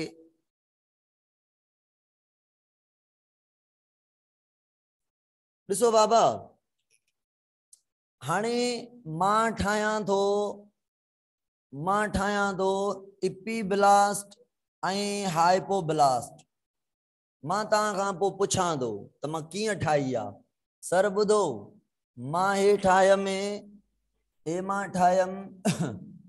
हाइपोब्लास्ट ठीकु आहे हाइपोब्लास्ट हे ठाहियमि उन जे मथां मां हे ठाहियमि एपीब्लास्ट ठीक सर इपीब्लास्ट ठायम मां समझण जी कजो मां इपीब्लास्ट ठाई आ मन मां छा कयो आ मां जेको यो एम्ब्रियो हुयो जंहिंमें मथा मथा हुई इपीब्लास्ट ओ ही हाइपोब्लास्ट ओ हुयो अंदर यॉक वो मां कट करे तव्हांखे ॾेखारियो आहे ॾिसो मथा मथा इपीब्लास्ट नज़र अचे थी वो हाइपोब्लास्ट नज़र अचे थी हेठि छा हूंदो यॉक हूंदो त हिते छा हूंदो हे छा हूंदो ॿुधायो बाबा हे हूंदो यॉक माना हे सॼी कंटिन्यूअस हूंदी हाइपोब्लास्ट हे सॼी कंटिन्यूअस हूंदी इपीब्लास्ट एस ताईं ओके सर ओके अचो हाणे छा थींदो हाणे असांजी हे मां चवां हे असांजी ठहिजी वई आहे एंडोडर्मिस ऐं जेका हे हिनखे छा चवंदा हिनखे चवंदा इपीब्लास्ट अञा ब्लास्टूला एज में आहे हाणे इहा जेका इपीब्लास्ट आहे इहा ठाहींदी एक्टोडर्म बि त मीज़ोडर्म भी माना endodermis produced from hypodermis and while ectodermis and epidermis produced from the epiblast how तो सवाल आहे कीअं त इन ॻाल्हि खे ॿुधो त इपीब्लास्ट मां एक्टो ऐं मीज़ो कीअं थियूं ठहनि ॿुधो बाबा अगरि मां चवां हितां जा सेल ग्रोथ करनि वॾी तेज़ हितां जा सेल ग्रोथ जे करनि त हितां जो जेको वज़न आहे उहो वधी वेंदो अच्छा ॿी इंपॉर्टेंट ॻाल्हि मां तव्हांखे न ॿुधाई आहे मूंखां विसरियल आहे त ही जेका स्पेस आहे न हाणे इहा ब्लास्टोसील आहे इन्ही खे ब्लास्टोसील चवंदा हाणे ब्लास्टोसील हाइपोब्लास्ट ऐं इपीब्लास्ट जे विच में जेका स्पेस आहे इन्ही खे ब्लास्टोसील चवंदा ठीकु आहे त हिते ॾिसो हे कहिड़ा सेल डिवाइड करनि था हे छा जा सेल आहिनि इपीब्लास्ट जा अच्छा इपीब्लास्ट जा सेल जे इहे डिवाइड करनि था छा इहे सेल कीअं आहिनि इपीब्लास्ट हीअं आहे उन जे हेठां छा आहे हाइपोब्लास्ट आहे उन जे विच में छा आहे ब्लास्टोसील कैविटी आहे हाइपोब्लास्ट माना एंडोडर्मिस जी ॻाल्हि कयां थो इपीब्लास्ट माना इपीब्लास्ट जी ॻाल्हि कयां थो ठीकु आहे इपीब्लास्ट जा सेल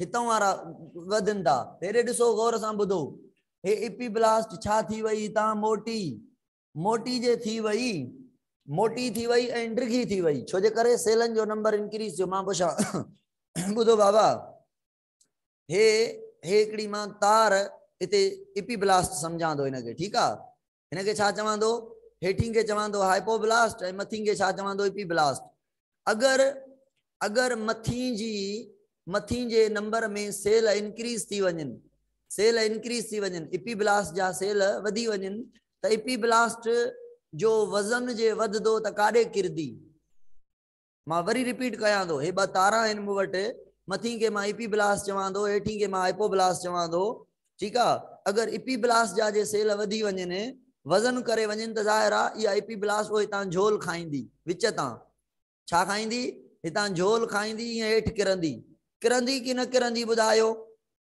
किरंदी न इहा जेका झोल खाए थी न इन्ही खे झोल खे असां चवंदासीं हे तव्हां जेको झोल खाईंदी हीअं हेठि झोल खाईंदी वज़न ते हीअं झोल खाईंदी हिकु वज़न ते ॿियो सेल वधी आहे माना लेंथ वधी वई त फोल्ड न खाईंदी ॿियो छा कंदी इहो जेको फोल्ड खाए थी इनखे चवनि था प्रिमिटिव स्ट्रीक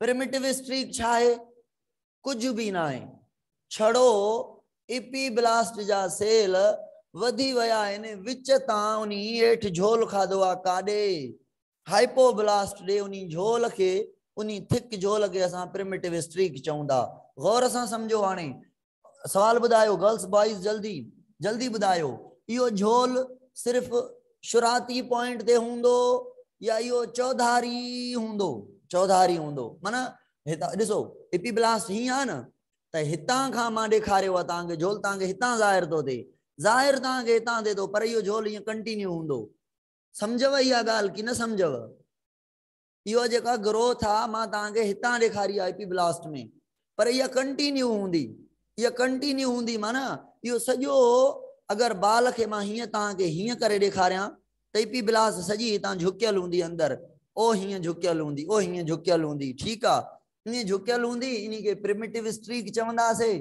अबा हितां जे सेल किरनि था, किरनि था, सेल किरनि था, किरनि था, किरनि था, के हेॾे के होॾे किरंदा वञनि था, ठीकु आहे। सेल किरंदा वञनि था, कंहिंजे विच में किरनि था, सेल कंहिं मां किरनि था।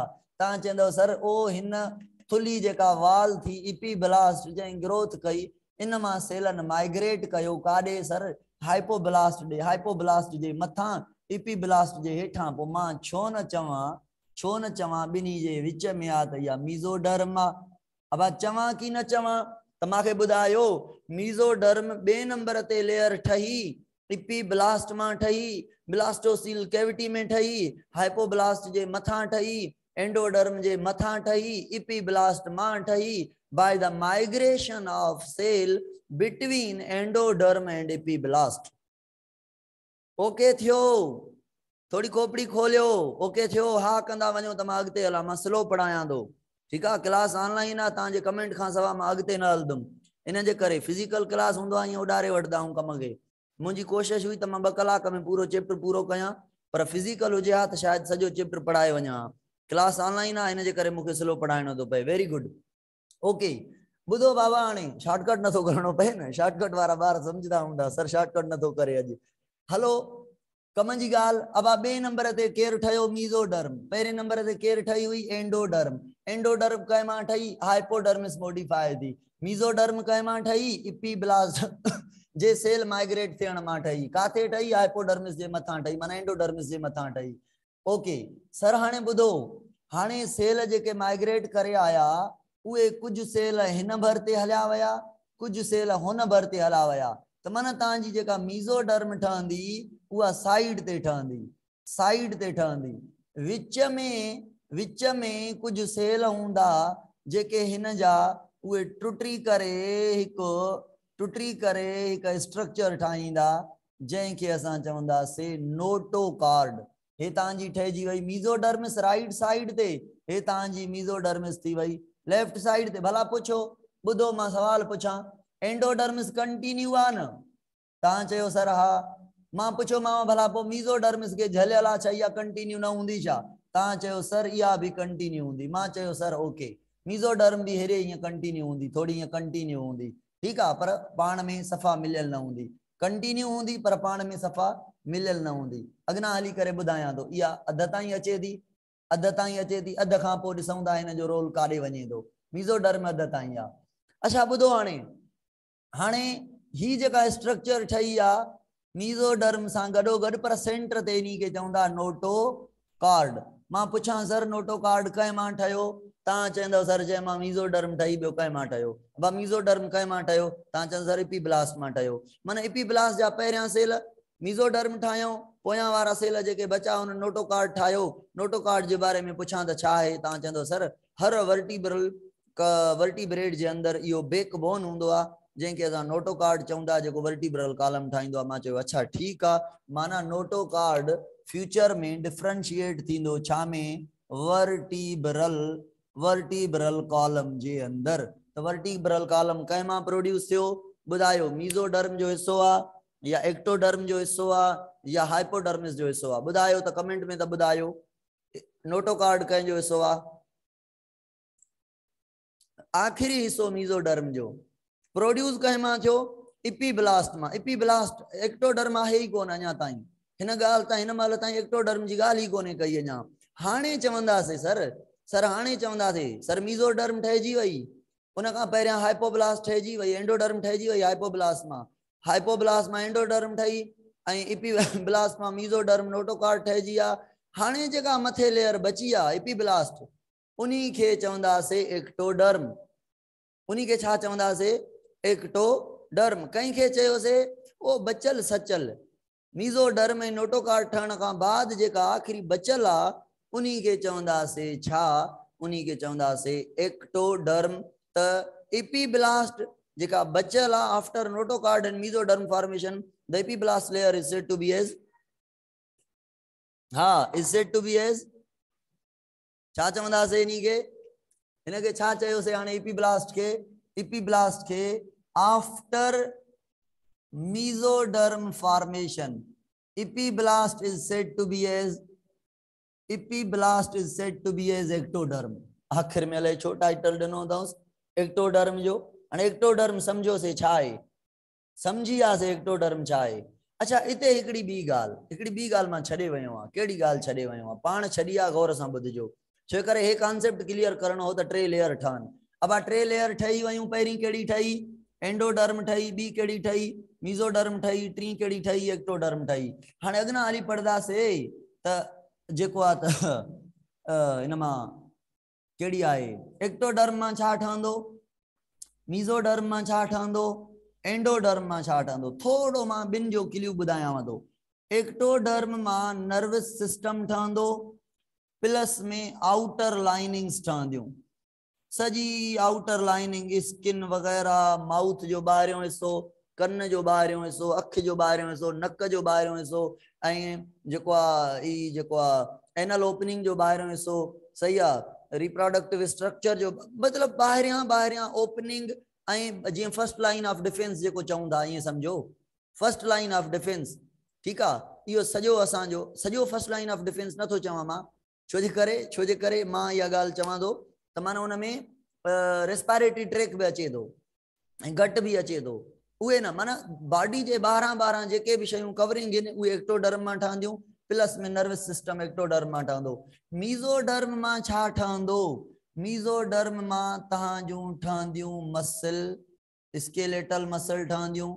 मीज़ोडर्म मां तव्हांजा ठहंदा बॉडी जा जेके पेयर में ऑर्गन आहिनि, अच्छा हार्ट बि ठहंदी, हार्ट ऐं एओर्टा मां पढ़ाईंदुमि, काथां ठहनि था मां पढ़ाईंदुमि तव्हांखे, ठीकु आहे, पर रटो हणायां थो फ़िलहाल। मीज़ोडर्म मां हार्ट ठहंदी, एरोटा ठहंदी, ठीकु आहे।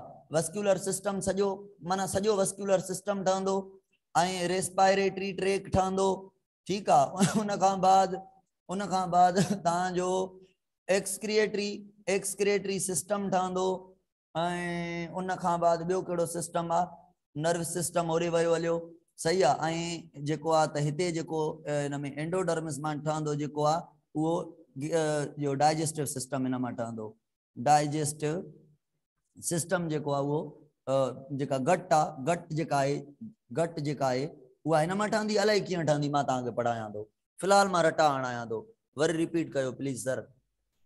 छा रिपीट कयां बाबा, अलाए केरु आयो, नेम बि कोन लिखियल अथसि, मां छा सॾु कयांसि, छा रिपीट कयां, ॿुधायो। टाइम पंहिंजो 2:30 खां शुरू थियो हुयो, हाणे टाइम थिए थो 3 ऐं जेको आहे त सॉरी 4 थिए थो ऐं क्लास पंहिंजो जेको आहे त उहो कंटिन्यू हलंदो, महिरबानी करे कंटिन्यू रहिजो ऐं क्लास खे थोरो अॻिते वधाए हलणो आहे, ठीकु आहे न। 3:50 हा 4 थिए थो सर। नोटोकार्ड एक्टोडर्म मां ठहे थी, हा नोटोकार्ड ते पाण ॻाल्हायूं था अञा, ठीकु आहे। आफ्टर लेयर खां एक्टोडर्म मां नर्वस सिस्टम ऐं आउटर लाइनिंग्स ठहंदियूं ऐं मीज़ोडर्म मां मसल ठहंदियूं, स्केलेटल मसल स्पेशली, हार्ट ठहंदी, एरोटा ठहंदी, रेस्पायरेटरी सिस्टम ठहंदो, एक्सक्रिएटरी सिस्टम ठहंदो, ॿिया बि सिस्टम ठहनि था, हले छो मूंखे यादि नथा अचनि कहिड़ा आहिनि ॿिया सिस्टम। डाइजेस्टिव सिस्टम हेॾां ठहंदो, ठीकु आहे, नर्वस सिस्टम होॾां ठहंदो, respiratory, excretory, vascular system, cardiovascular system, heart जो सॼो हिन मां ठहंदो, मसल हिन मां ठहंदियूं, ठीकु आहे। उन खां बाद ॿिया बि रोल आहिनि हिन जा, इहे मां पढ़ायां थो, अचो मोटी अचो। सर नोटोकार्ड त तव्हां चयो मीज़ोडर्म मां ठहंदो, हा नोटोकार्ड मीज़ोडर्म मां ठाहियो आहे न बाबा, नोटोकार्ड माना वर्टिब्रल कॉलम, ओए नोटोकार्ड मीज़ोडर्म मां ठहियो। नोटोकार्ड ऐं स्पाइनल कार्ड में फ़र्क़ु आहे न, नर्वस सिस्टम माना स्पाइनल कार्ड ऐं ब्रेन, ठीकु आहे न, हो मां नोटोकार्ड चवां थो, हॾनि जी ॻाल्हि कयां थो, हॾा, हा हॾनि ते यादि अची वियो, तव्हांजो स्केलेटल सिस्टम बि मीज़ोडर्म मां ठहंदो, ठीकु आहे। अलाए छो तव्हां यादि नथा ॾेरायो, असांजी बि खोपड़ी ख़राबु थी वई आहे, ठीकु आहे न। ॿियो skeletal system except no, there is no exception, skeletal system complete from the mesoderm.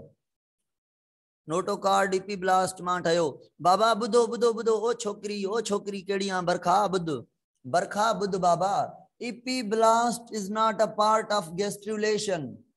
Epiblast not a germinal layer. Epiblast पाण कुछ भी ना है। इपीब्लास्ट पाण मॉडिफाई थी छा में एक्टोडर्म में ए मेसोडर्म में। तो इपीब्लास्ट मां जेके लेयर ठयूं एक्टो ए मेसो ये जर्माइनल लेयर है, ये जर्माइनल लेयर है। एंडोडर्म मेसोडर्म एक्टोडर्म हे बई इपीब्लास्ट मां ठायूं न। हाँ ये जेके हाणे सोच त एक्टोडर्म मां छा ठहंदो, मेसोडर्म मां छा ठहंदो, एंडोडर्म मां छा ठहंदो। ठीक है।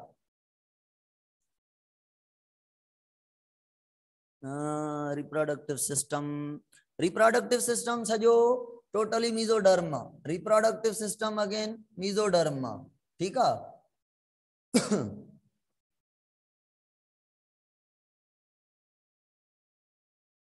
बॉडी कैविटी मेसोडर्म मां। बॉडी कैविटी मेसोडर्म मां।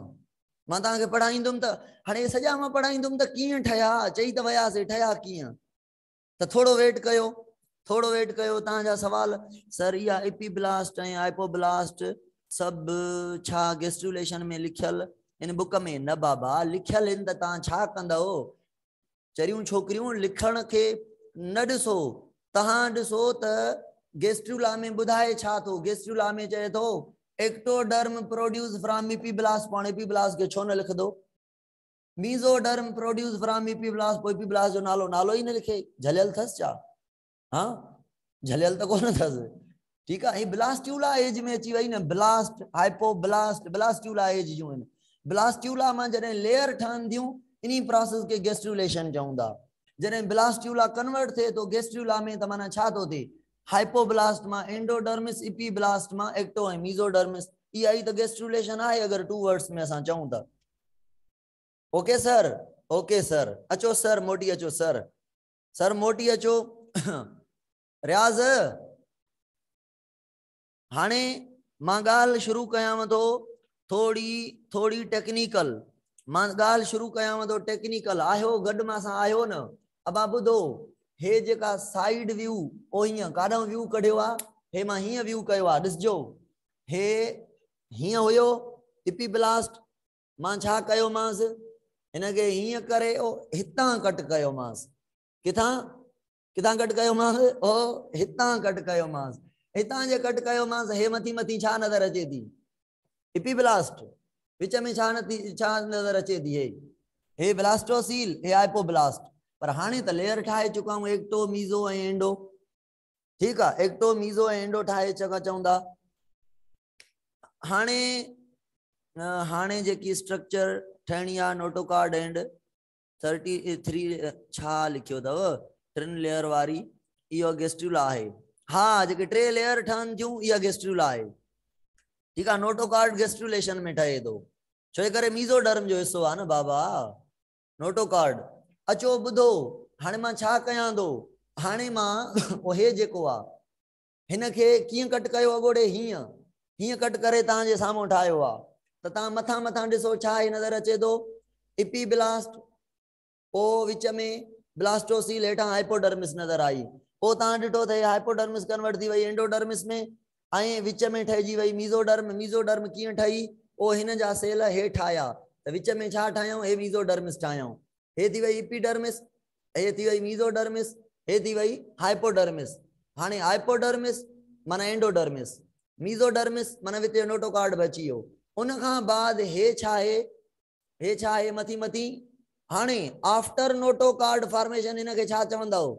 आफ्टर मेसोडर्म इन एपीब्लास्ट के छा चवंदव? कमेंट में लिखो त मां अॻिते हलां। हाणे एक्टोडर्म चवंदव। हाणे इनके एक्टोडर्म चवंदव। गुड। हाणे हाणे मां छा थो कयां? ओ हीअं सुमायां थो, हिननि खे हीअं सुमाए करे ठाहियां थो। माना मथां छा थो ठाहियां? एक्टोडर्म।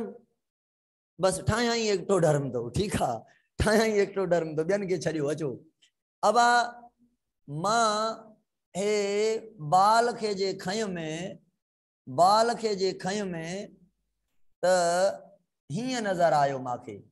ॾिसो जेको हीअं हुयो ओ हीअं कयो था मां, मथा फोटू कढियो तमास, मथा जे फोटू कढियो तमास बाबा कमेंट में माखे ॿुधाईंदा वेंजो। ॿुधो मां अॻोड़े छा चयो में त इपी ब्लास्ट के आई कावड़ त ग्रोथ कयई त छा ठायई प्रिमिटिव स्ट्रीक। मां इतां ॻाल्हि कंटिन्यू कयां थो, काथां प्रिमिटिव स्ट्रीक तां ॻाल्हि कंटिन्यू कयां थो। गौर सां ॿुधो, प्रिमिटिव स्ट्रीक कॾहिं ठही जॾहिं इपीडर्म इपी ब्लास्ट वारे सेलन छा कयो, ग्रो कयो। माना मां ॻाल्हि कयां थो बिफोर मीज़ोडर्म फॉर्मेशन, हा की न? मां ॻाल्हि कयां थो before mesoderm formation. EP blast जॾहिं ग्रोथ शुरू कई आहे, मां ॻाल्हि कयां थो बिफोर मीज़ोडर्म। ओके, हाणे मां ॻाल्हि कयां थो हे विच में हे सॼी छा आहे, हे इपीडर्मिस ठाही आहे, मां इपी ब्लास्ट ठाही आहे। इपी ब्लास्ट में हिते हिते जेके सेल आहिनि उहे थोड़ा मोटा आहिनि, ॾाढा। सही आहे, मां चयो हुयो त जेका इपी ब्लास्ट आहे उन डिवाइड करे हीअं झोल हयो हेठि झोल खाधो त हे मां झोल ठाहियो आहे। उहो माना हे मां झोल ठाहियो आहे, माना छा ठाहियो आहे, प्रिमिटिव स्ट्रीक।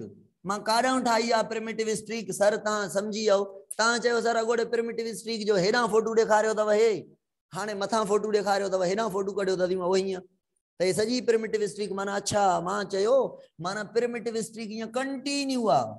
मां वरी सम्झो हुयो त प्रिमिटिव स्ट्रीक छड़ो हितां नज़र अचे थी, पर हेॾां जे फोटू कढियो मां हे सॼी प्रिमिटिव स्ट्रीक आहे। माना छा थी, माना छा थी ख़बर अथव?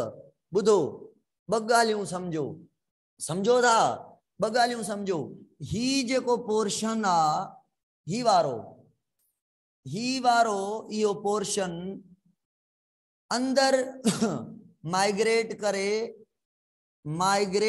काॾे माइग्रेट करे वियो, हे इपीडर्मिस आहे, इपी ब्लास्ट आहे, इन जे अंदरां कहिड़ी लेयर हूंदी, हे इपी ब्लास्ट अंदरां कहिड़ी हूंदी, हाइपोब्लास्ट यानी एंडोडर्म। मीज़ोडर्म त ठही कान्हे, मां उतां ॻाल्हि शुरू कई आहे त हिते सेल अंदर माइग्रेट करे वेंदा काॾे, इनसाइड माना काॾे, टू हाइपोब्लास्ट। हाइपोब्लास्ट माना छा ठाहींदा, हिते मीज़ोडर्म। मां साॻी ॻाल्हि रिपीट कई आहे, छड़ो फोटू ॿियो कढियो आहे। अॻोड़े मां हीअं में ॿुधायो, हाणे मां हीअं में ॿुधायां थो। अॻोड़े मां हीअं में ॿुधायो त हितां माइग्रेट करे आया, विच में मीज़ोडर्म ठाहियो, हाणे मां हेॾां फोटू कढे ॿुधायां थो। ओके अब हाणे ही सेल माइग्रेट करे छा ठाहियो इन्हनि प्रिमिटिव स्ट्रीक वारनि, इन्हनि ठाहियो मीज़ोडर्म। ही जेका मोटो स्ट्रक्चर आहे पोइते जेको हे मोटो स्ट्रक्चर आहे, इहो छा आहे, इहा प्रिमिटिव स्ट्रीक जी चोटी आहे। इहा चोटी प्रिमिटिव स्ट्रीक खां भी थोड़ी थुली आहे। माना छा, थुली छो आहे? कमेंट में ॿुधायो, तव्हां कमेंट में लिखंदव, हाणे त नथा लिखो, मां ॿुधाईंदुमि पोइ लिखंदव। तव्हां चवंदव सर इतां वारी जेका इपी ब्लास्ट आहे, हलो मां पुछां थो, भला ॿुधायां नथो, हिन इपी ब्लास्ट हितां खां हेसितां वारी घणी ग्रोथ कई आहे या हिन वारी घणी ग्रोथ कई आहे? जे घणो झोल नज़र अचे थो, हे थोड़ो झोल नज़र अचे थो, हे थोड़ी थिक आहे, हो घणी थिक आहे, ॿुधायो? लास्ट वारी या फर्स्ट वारी, मथां वारी या हेठां वारी? घणी ग्रोथ मथां वारी, वेरी गुड। जंहिं मथां वारी घणी ग्रोथ कई आहे इन्ही खे चऊं था हैंसन नोड। माना प्रिमिटिव स्ट्रीक ऐं हैंसन नोड में फर्क छा थियो? तव्हां चवंदव सर जेका थोड़ी ग्रोथ थियल आहे उहा प्रिमिटिव स्ट्रीक आहे, ऐं घणे एरिया में आहे? ठीक, मां चयो सही।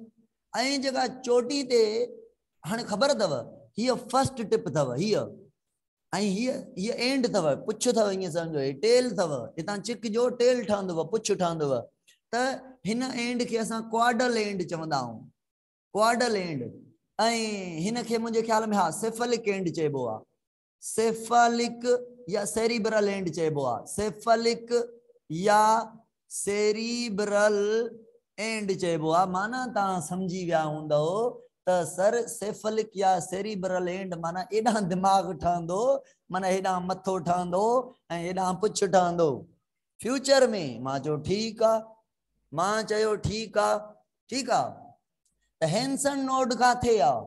सेफलिक एंड ॾे आहे या क्वाडल एंड ॾे आहे? सेफलिक एंड ॾे आहे। ऐं क्वाडल एंड खां वठी यको अध खां वञी ज़रे घटि चोटी ताईं जेका एंड आहे उहा प्रिमिटिव स्ट्रीक आहे। अब हेॾे ॾिसो, मां हीअं बाहूं करे बीहां थो, ठीक आहे, हे जेका हे बाहूं मुंहिंजूं छा आहिनि? इपी ब्लास्ट आहे, हे इपी ब्लास्ट आहे सॼी।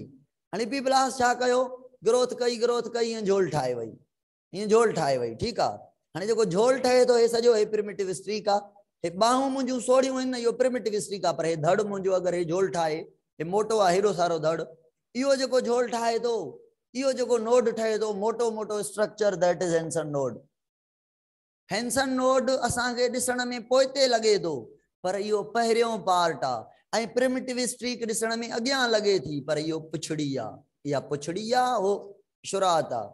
ओके, अचो अचो अचो अचो अचो अचो अचो हाणे कम जी ॻाल्हि ॿुधो। अब हितां जे सेल अंदर वया, प्रिमिटिव स्ट्रीक वञी छा ठाहियो, अंदर मीज़ोडर्म ठाहियो, हेंसन नोड ठाहियो, छा हेंसन नोड ठाहियो, नोटोकॉर्ड। हेंसन नोड छा ठाहियो आहे, नोटोकॉर्ड ठाहियो आहे।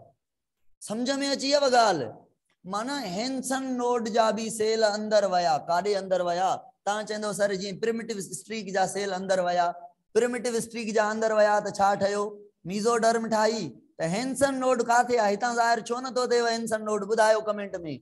तव्हां चवंदव सर ओ हेॾां फोटू निकितल आहे, कीअं ज़ाहिर थींदो, चरिया हो छा भला, हेंसन नोड त पोइते आहे न। मां चयो अच्छा भला हिते ॿुधायो हेंसन नोड, हाणे मां हीअं कयमि, कल्टी कयुमि, तव्हां चवंदव सर ओ हे हेंसन नोड आहे, मुंहिंजी वाच जेका आहे हेंसन नोड आहे, ये सॼी प्रिमिटिव स्ट्रीक आहे, हेंसन नोड आहे। मां चयो ठीकु आहे, हेंसन नोड मां जे सेल अंदर वञे त छा ठहंदो, छा ठहंदो, नोटोकॉर्ड। मां सवाल पुछां थो, कमेंट में जवाब ॾियो, जंहिं जवाब न ॾिनो त उनखे फिजिकल मार मिलंदी सुभाणे फिजिकल क्लास में। ॿुधायो त हे नोटोकॉर्ड ऐं मीज़ोडर्म हिक ॿिए जे साम्हूं साम्हूं हूंदा, या नोटोकॉर्ड पोइते हूंदो, या नोटोकॉर्ड अॻिते हूंदो। हे मीज़ोडर्म जूं ॿ लेयर आहिनि, इन्हनि जे साम्हूं ई नोटोकॉर्ड आहे, या सेफलिक एंड ॾे हूंदो नोटोकॉर्ड पोइते, माना हूअं त सेफलिक एंड ॾे, गुड, साम्हूं न हूंदो, छोकिरी कहिड़ी आहे साम्हूं चवे थी, हाँ जेका साम्हूं चवे थी, जेका साम्हूं चवे थी उन्ही जो मतिलबु आहे प्रिमिटिव स्ट्रीक ऐं हेंसन नोड गॾु आहिनि, गॾु काथे आहिनि, प्रिमिटिव स्ट्रीक खे यको आहे, जिते प्रिमिटिव स्ट्रीक खुटे थी उते हेंसन नोड आहे। हितां अंदर जेके सेल वेंदा उहे नोटोकॉर्ड ठाहींदा, हितां जेके अंदर वेंदा इहे सॼा मीज़ोडर्म ठाहींदा। Okay sir, okay sir.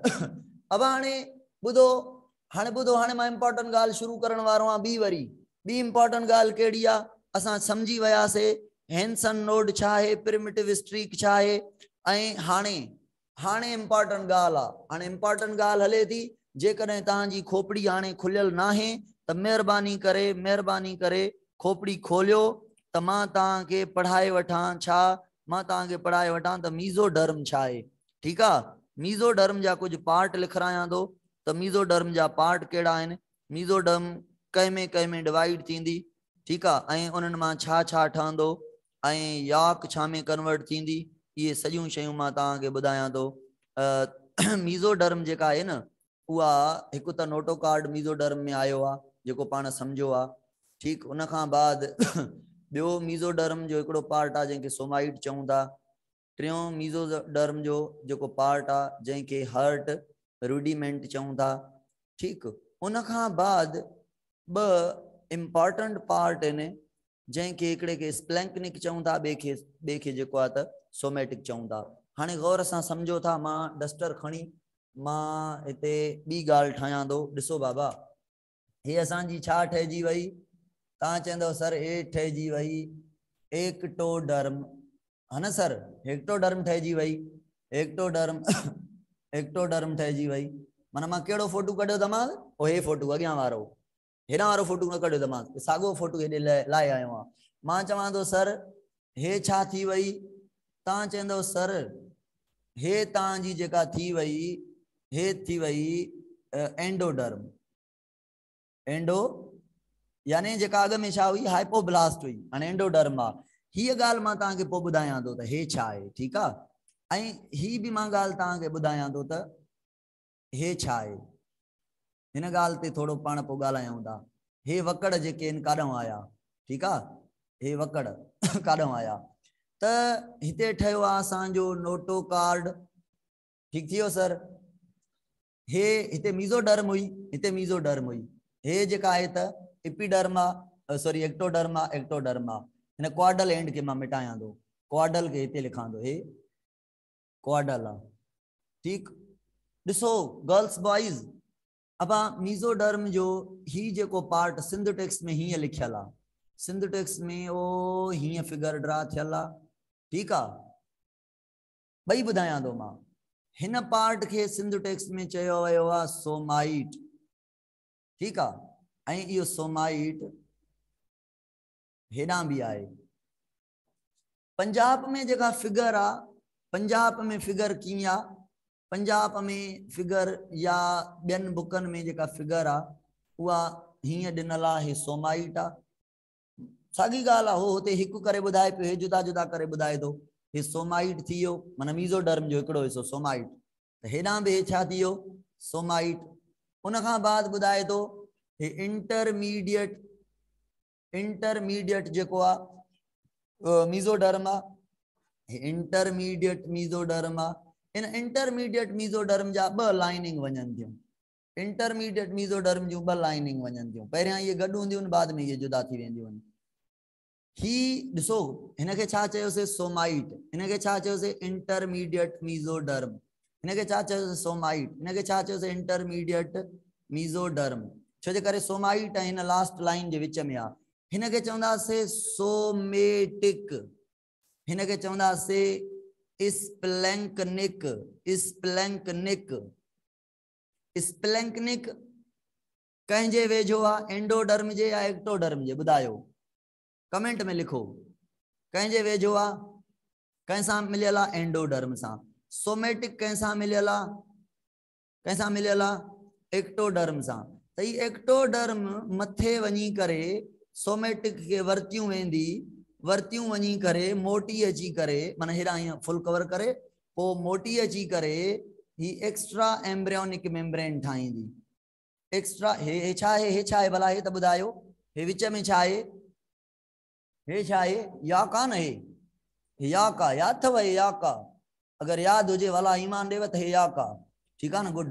ऐं हे मूंखे ठहरायो, मां हेॾां तव्हांखे मां ठहरायो आहे। ठीकु आहे, होॾां मूंखे तव्हां ठहरायो, होॾां मूंखे तव्हां ठहरायो। ॿुधायो बाबा, हे एक्टोडर्म आहे, हे जेका आहे हिन मां हे सोमेटिक आहे या स्प्लैंकनिक आहे, ॿुधायो। ऐं ॿुधायो हे स्प्लैंकनिक आहे या सोमेटिक आहे। मथीं चओ था सर सोमेटिक आहे, हेठीं जेको आहे स्प्लैंकनिक आहे। सोमेटिक हिन सां मथे वञी करे हेठि ईंदी, ठीकु आहे। ऐं जेका स्प्लैंकनिक आहे उहा फ्यूज़ थी वेंदी, कंहिंसां फ्यूज़ थी वेंदी, एंडोडर्मिस सां। चवंदी अच त पाण कुझु न कुझु ठाहियूं था। ऐं जेका सोमेटिक आहे उहा एक्टोडर्म खे चवंदी अच पाण कुझु ठाहियूं था।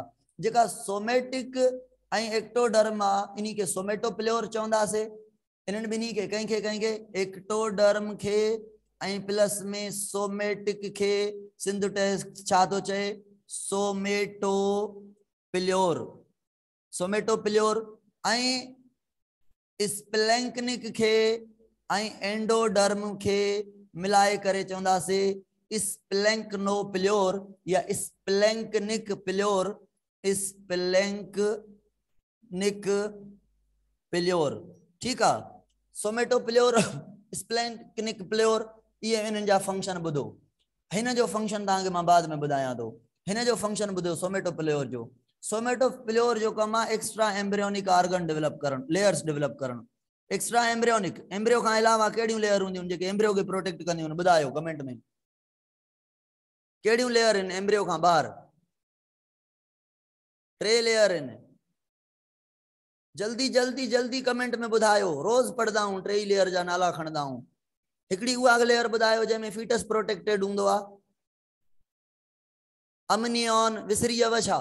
अमनियॉन, बी कोरियन, 3 एलेंटॉइज, अमनियॉन, कोरियन, एलेंटॉइज, 3 मेम्ब्रेन आहिनि। ये एम्ब्रियो खां ॿाहिरि वारियूं मेम्ब्रेन आहिनि जेके एम्ब्रियो खे प्रोटेक्ट कंदियूं। त एक्स्ट्रा एम्ब्रियोनिक मेम्ब्रेन ठहंदियूं सोमेटोप्लियोर मां।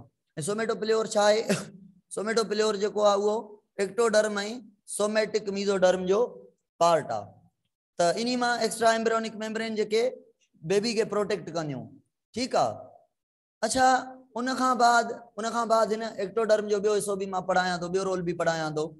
हिन एक्टोडर्म जो बियो रोल छा आहे हिन फिरियल जो जेका फ्री वई आहे वकड़ खाई वई आहे उहा एक्स्ट्रा एम्ब्रियोनिक मेम्ब्रेन ठाहींदी ऐं जेका इते मथा आहे हिन जो रोल आहे अॻिना हिन जो रोल आहे एक्टोडर्म जो ॿुधो बाबा ही जेको ही पार्ट आहे न उहो ही कहिड़ो पार्ट आहे कंहिंजे विच में आहे कमेंट में त ॿुधायो तव्हां चवंदव सर मीज़ोडर्म जूं ॿ लेयर आहिनि हिकिड़ी सोमेटिक लेयर ॿी स्प्लैंक्निक लेयर उन जे विच में स्पेस आहे मां चवां थो स्पेस आहे त पोइ स्पेस ई करे छॾियऊंसि था बॉडी जी कैविटी हिन मां ठहंदी बॉडी जी कैविटी हिन मां ठहंदी चवंदा आहियूं न सीलोम सीलोम त हे सीलोम अथव माना बॉडी कैविटी कंहिं मां ठही हो हेॾे लिखियोसीं बॉडी कैविटी कारे वयो बॉडी कैविटी मीज़ोडर्म मां ठही कंहिंजे विच मां बॉडी कैविटी स्प्लैंक्निक लेयर ऐं सोमेटिक लेयर जे विच में जेका स्पेस ही उहा इहा अॻिना हली फ्यूचर में छा थी वेंदी बॉडी जी कैविटी ॿिन्ही साइडनि खां बॉडी जी कैविटी जेका इहा मिलियल हूंदी हिकु ई थी वेंदी ठीकु आहे ॾिसो बॉडी जी कैविटी काथां ठहे थी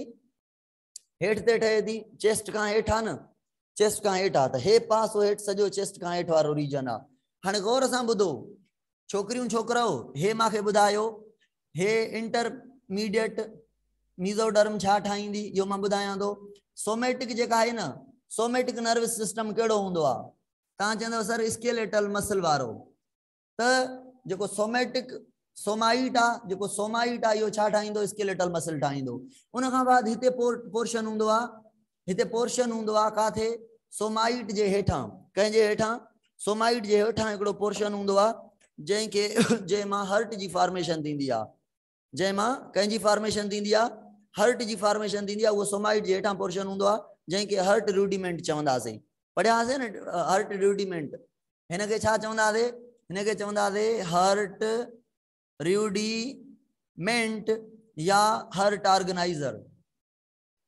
हर्ट काॾां ठही हर्ट हिन राइट साइड ॾांहुं ठहंदी या लेफ्ट साइड ॾांहुं ठहंदी हर्ट रूडिमेंट त ॿ आहिनि हर्ट काॾां ठहंदी बाबा तव्हां चवंदव सर जनरली लेफ्ट ॾांहुं पर कॾहिं कॾहिं राइट ॾांहुं बि ठहंदी आहे त मां चवंदोमांव उहो ई आहे भुल थी वेंदी अथव एम्ब्रियो खां इहा भुल थी वेंदी अथव कॾहिं हिन मां हर्ट ठाहींदो आहे त डेक्स्ट्रोकार्डिया कंडीशन ठहंदी आहे कॾहिं हिन मां हर्ट ठाहींदो आहे त लीवोकार्डिया ठहंदी आहे पर जनरली कहिड़ी हूंदी आहे लीवोकार्डिया पोइ अगरि हिन मां हर्ट ठहे थी त हिन मां एरोटा ठहंदो ॻाल्हि ओके तव्हां ॾिसो हितां हर्ट ठहंदी आहे त एरोटा हेॾां निकिरंदो अथसि लेफ्ट ॾांहुं राइट ॾांहुं एरोटा हेॾां निकिरी हीअं टर्न करे वेंदो आहे त लेफ्ट रूडिमेंट मां छा ठहंदो राइट रूडिमेंट मां एरोटा ठहंदो ऐं लेफ्ट रूडिमेंट मां हर्ट ठहंदी रटो लॻायो ओके अचो अॻिते अच्छा टाइम मां जेको नेक्स्ट सेशन थींदो न उन में मां कोशिशि कंदुमि त जेके चैप्टर 5 खां आहिनि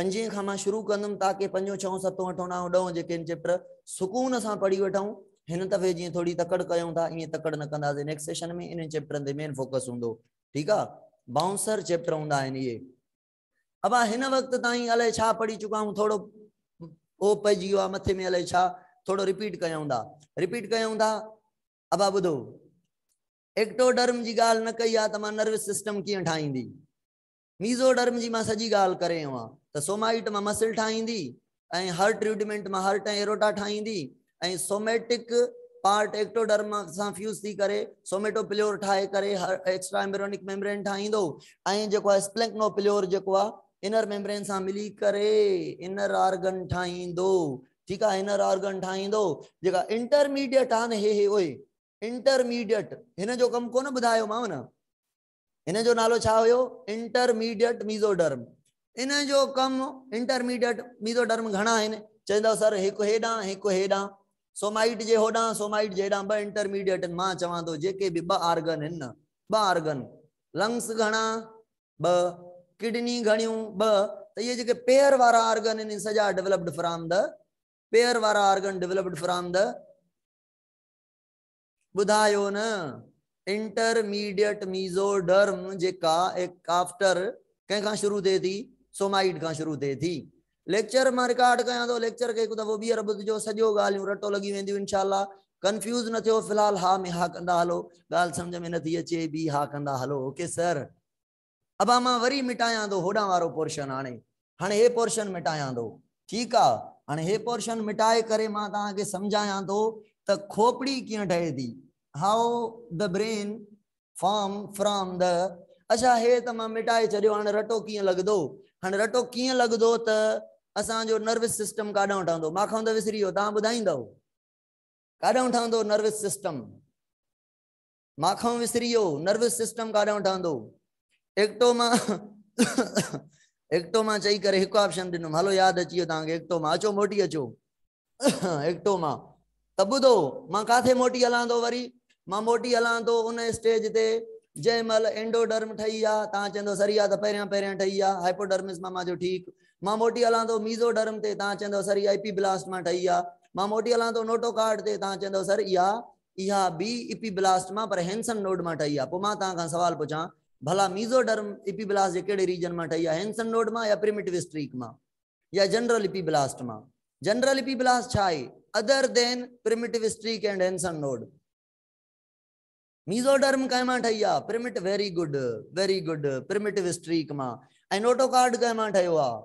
नोटोकार्ड कंहिं मां ठहियो आहे? हेंसन नोड में। अब बुधो त सवाल त ॿुधायो, जॾहिं प्रिमिटिव स्ट्रीक में मीज़ोडर्म भी ठहिजी वई, हेंसन नोड भी ठहिजी वियो, अञा सेल ॾिसो हिते मोटा मोटा नज़र अचनि था, उहे विच वारा, हे जेके बाक़ी रिमेनिंग सेल आहिनि न, आफ्टर जेके ईअं झुकिया बीठा आहिनि, ईअं झुकिया बीठा आहिनि जेके, अच्छा इहो जेको झोल ॾियनि था न, इन झोल ॾियण जो भी नालो आहे, इन झोल ॾियण जो नालो आहे प्रिमिटिव ग्रूव। छा? Primitive groove. जेको ईअं झोल ॾियनि था, इन झोल खे छा चवंदा? खॾ खे प्रिमिटिव ग्रूव। ऐं हेंसन नोड जॾहिं माइग्रेशन करे थो, नोटोकार्ड ठहे थो, त हेंसन नोड खे छा चवंदासीं? Henson groove. त प्रिमिटिव ग्रूव मूंखे ॿुधायो, मीज़ोडर्म खां अॻु में नालो ॾींदव या मीज़ोडर्म जे ठहण खां बाद? Primitive groove. कम जी ॻाल्हि आहे, मां पुछां थो सवाल, पोइ मां अॻिते हलां थो। ॿुधायो प्रिमिटिव ग्रूव। ॻाल्हि ही समझ में न आई कंहिंखे, अॻु में कीअं ॾींदई छोकिरी, नुक़सान कराए छॾी।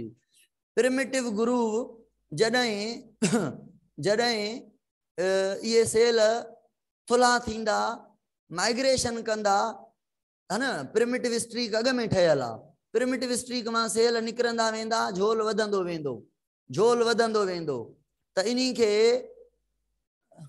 सर नमाज केरा सुहेल डर, सुहेल भाई बस 15 मिनट पढ़ूं था, पोइ नमाज गॾु पढ़ूं था इंशाअल्लाह, ठीक है। 15 मिनट पढ़ूं था, 15 मिनटन का नमाज पढ़ूं था। ऐं जेको चैप्टर बची वियो, चैप्टर ॾुखियो हुयो, मां अगर शॉर्टकट कयां त शॉर्टकट मूंखां थिए कोन पियो, ठीक है।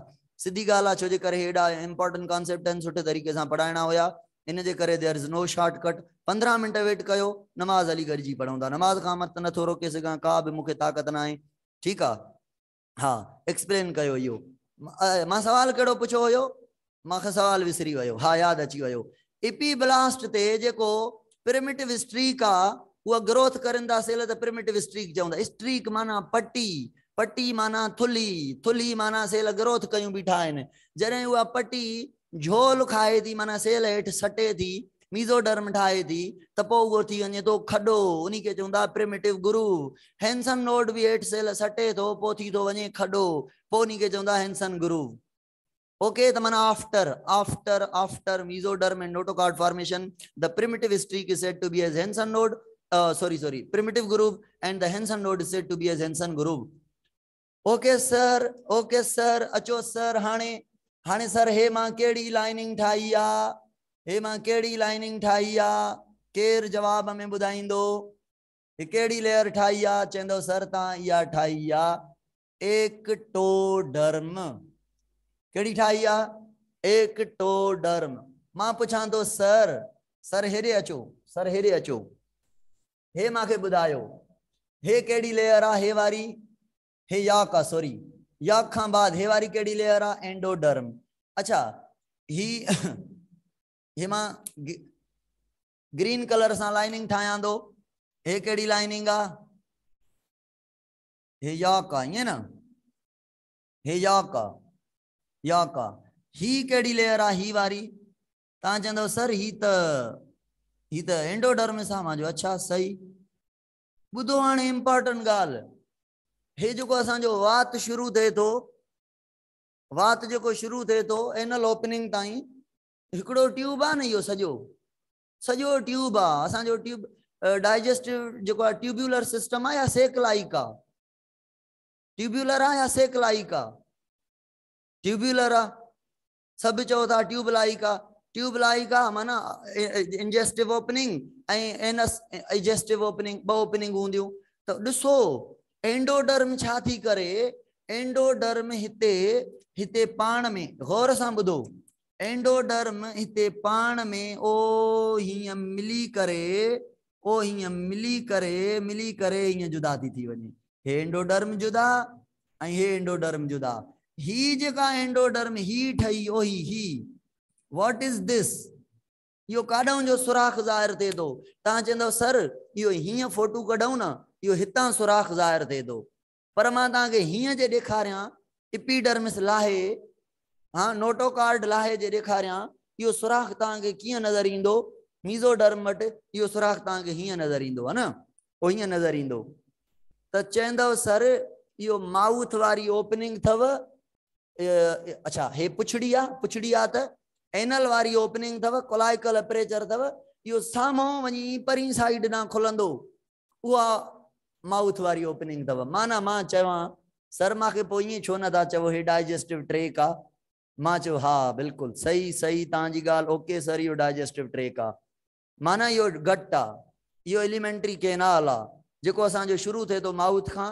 एनस ताई आहे छा कोई कमकार ना ना ठीक आ इनके छोकरे के चो पानी त पियारे नेड़े वकार के चो अले काडे वयो आलियो अब हाने आखिरी कॉन्सेप्ट पान शुरू कयूं था असा हिते नोटोकार्ड फॉर्मेशन भी पढ़ी आसे आई मीजोडर्म फॉर्मेशन भी पढ़ी आसे मीजोडर्म जा कम भी पढ़ी वयासे लेक्चर का बाद मां ता के कोशिश करे एक्टोडर्म में छा ठंदो मीजोडर्म में छा ठंदो एंडोडर्म में छा ठंदो उन जी का लिस्ट दिया थो उन जा कॉन्सेप्ट वरी फिजिकल क्लास में भी डिस्कस कंदा इंशाल्लाह पहिरियां हाली हिते अचो हे मां ठाई आ हाइपोब्लास्ट ओ सॉरी एंडोडर्म चवंदा हाने इनके छा चवंदा एंडोडर्म आई हे मां ठायो आ छा हे मां ठायो आ गट गट काय मां ठायो एंडोडर्म मां ही ठायो हे मां ठायो आ छा हे मां ठायो आ नोटोकार्ड हे मां छा ठायो आ नोटोकार्ड आई हे मां ठाई आ मीजोडर्म इंटरमीडिएट मीजोडर्म न नाला त ता याद डेरायो न मां छो याद डेराया हे केड़ी आ सोमाइट सोमाइट जेका है ना वो थोड़ी मथे हुंदी आ ठीक आ सोमाइट हे इंटरमीडिएट मीजोडर्म उन खां बाद केड़ी हुई याद डेरायो स्प्लेंक्नोपिल्योर सॉरी स्प्लेंक्नोपिल्योर हे सोमेटोपिल्योर ठीक आ उन खां हेडे भी सोमाइट सोमाइट खां बाद इंटरमीडिएट इंटरमीडिएट खां बाद जेका है त सोमेटोपिल्योर हे जेका है त स्प्लेंक्नोपिल्योर इते त रटा लगी आ पंजा छा बचो अञा रटा त लगी आ हाने अचो दिसो हाने हाने मां हे सोमाइट मिटाया वंदो हे सोमाइट भी मिटाया वंदो ठीक आ अब ही जेका हे जेका पट्टी आ हाने या कंहिंजी आ ता चंदो सर या एक्टोडर्म जी आ मां चवां तो इनके एक्टोडर्म कदी खां वठी चवण शुरू कयो तव अगे में तो इनके एपीब्लास्ट चवंदा हुयो ता चयो सर जडई हिन मीजोडर्म ठाई न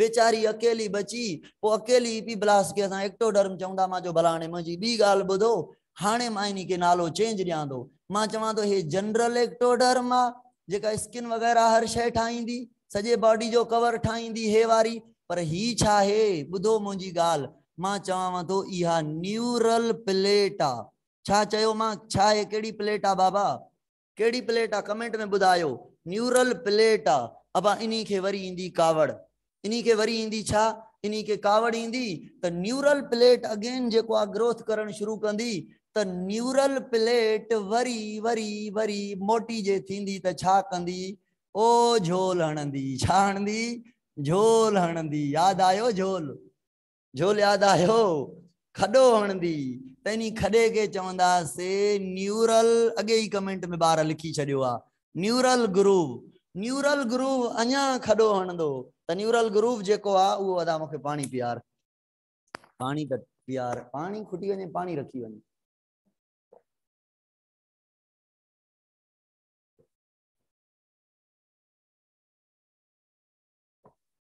बियो भरे अची रखी छड पो बस तू आजाद अब न्यूरल ग्रूव जेको आ न्यूरल ग्रूव यो अञा झोल हणंदो मां हेरे ॾिसो न्यूरल ग्रूव अञा झोल हणंदो वेंदो झोल हणंदो मां हेरे हाणे बेवार नथो लिखां हिते ई लिखां थो न्यूरल ग्रूव जूं मथां वारियूं लाइनिंग पाण में मिली वेंदियूं ऐं हेठां वारियूं लाइनिंग पाण में मिली वेंदियूं त हे कुझु कम थी वेंदो ओ हीअं हे न्यूरल ग्रूव मां हिकिड़ो गोल गोल स्ट्रक्चर जुदा चवंदव सर गोल गोल नाहे मां चवंदुमि छो नाहे तव्हां चवंदव इहा न्यूरल प्लेट तव्हां हेॾां ॾिसो था इहा न्यूरल प्लेट तव्हां अॻियां ॾिसो था त तव्हांखे इहो गोल गोल हेॾां नज़र अचे थो पर तव्हां चवंदव जॾहिं हीअं करे ॾिसंदव न हीअं करे ॾिसंदव त इहा न्यूरल प्लेट सॼी ठही हूंदव सॼो न्यूरल ग्रूव ठहियो हूंदव इहो सॼो डिघो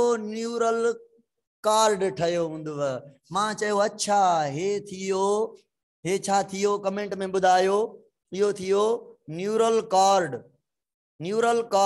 ठीकु आहे न्यूरल कार्ड जेको ठहियो आहे न्यूरल कार्ड जेको ठहियो आहे तव्हां चवंदव सर ॻाल्हि ॿुधो तव्हां फोटू कढियो आहे कीअं ओ हितां प्रिमिटिव स्ट्रीक खां माना जिथे प्रिमिटिव स्ट्रीक ही दैट इज न्यूरल प्लेट ओ हेंसन नोड ताईं मां चयो अच्छा चयो हा सर मां चवां थो ॿुधो तव्हां चवंदव सर हे जेको आहे न हे त बैक साइड आहे हे त पुठियां वारी साइड ना अॻु त अॻियां हे मां चयो अच्छा अॻु अॻियां बा माउथ बि होॾां हुयो न हेंसन नोड जाॾां हुयो माउथ बि होॾां हुन पुठी ॾांहुं माउथ थींदो न हे त पिछड़ी आहे न हे त कहिड़ो रीजन मां कहिड़े रीजन खां फोटू कढियो आहे क्वाडल खां फोटू कढियो आहे हेॾां फोटू निकितल आहे मुंड त हेॾां आहे न माउथ त हेॾां हूंदो न हेॾां जेका ओपनिंग हूंदी दैट इज़ माउथ हेॾां जेका ओपनिंग हूंदी दैट इज़ एनस त मां चयो हा हा बिल्कुलु तव्हांजी ॻाल्हि सही आहे त तव्हां चवंदव सर हे जेको कार्ड आहे इहो डिघो आहे ॾाढो डिघो आहे ॾाढो डिघो आहे पर तव्हां चवंदव सर इहो कार्ड तव्हांखे हीअं करे ॾेखारियऊं न इहो कार्ड कुझु हीअं अथव हीअं डिघो वञे थो ऐं इहो वञी करे हिकिड़ी जॻह ते हीअं मोटो आहे मां चयो अच्छा मोटो बि आहे तव्हां चयो हा सर चयो हे ॿुधायो था तव्हां भई कहिड़ी एंड आहे तव्हां चवंदव सर इहा त क्वाडल एंड आहे मां पुछां थो भला हे कहिड़ी एंड आहे जाॾो हे मोटो आहे तव्हां चवंदव सर हे हेंसन नोड वारी एंड आहे सेफलिक एंड आहे हे जेका आहे सेरिब्रल एंड आहे मां चयो ठीकु तव्हां चवंदव सर न्यूरल कार्ड थिन आहे काॾां क्वाडल एंड ना छो जे करे प्रिमिटिव स्ट्रीक थोरो थिन हुई ऐं जेको आहे हेंसन नोड थो अचे न्यूरल प्लेट थिन हुई माना जिथे प्रिमिटिव स्ट्रीक जिथे प्रिमिटिव ग्रूव हुयो उते ई न्यूरल प्लेट चऊं था पर पोयनि सेलनि खे उहे साॻा ई न आहिनि रीजन साॻो ई आहे प्रिमिटिव स्ट्रीक जी जॻह ते न्यूरल प्लेट आहे न्यूरल प्लेट मां न्यूरल ग्रूव होॾे प्रिमिटिव ग्रूव न्यूरल ग्रूव मां न्यूरल कार्ड ठहियो बाक़ी जेका एपिडर्मिस बची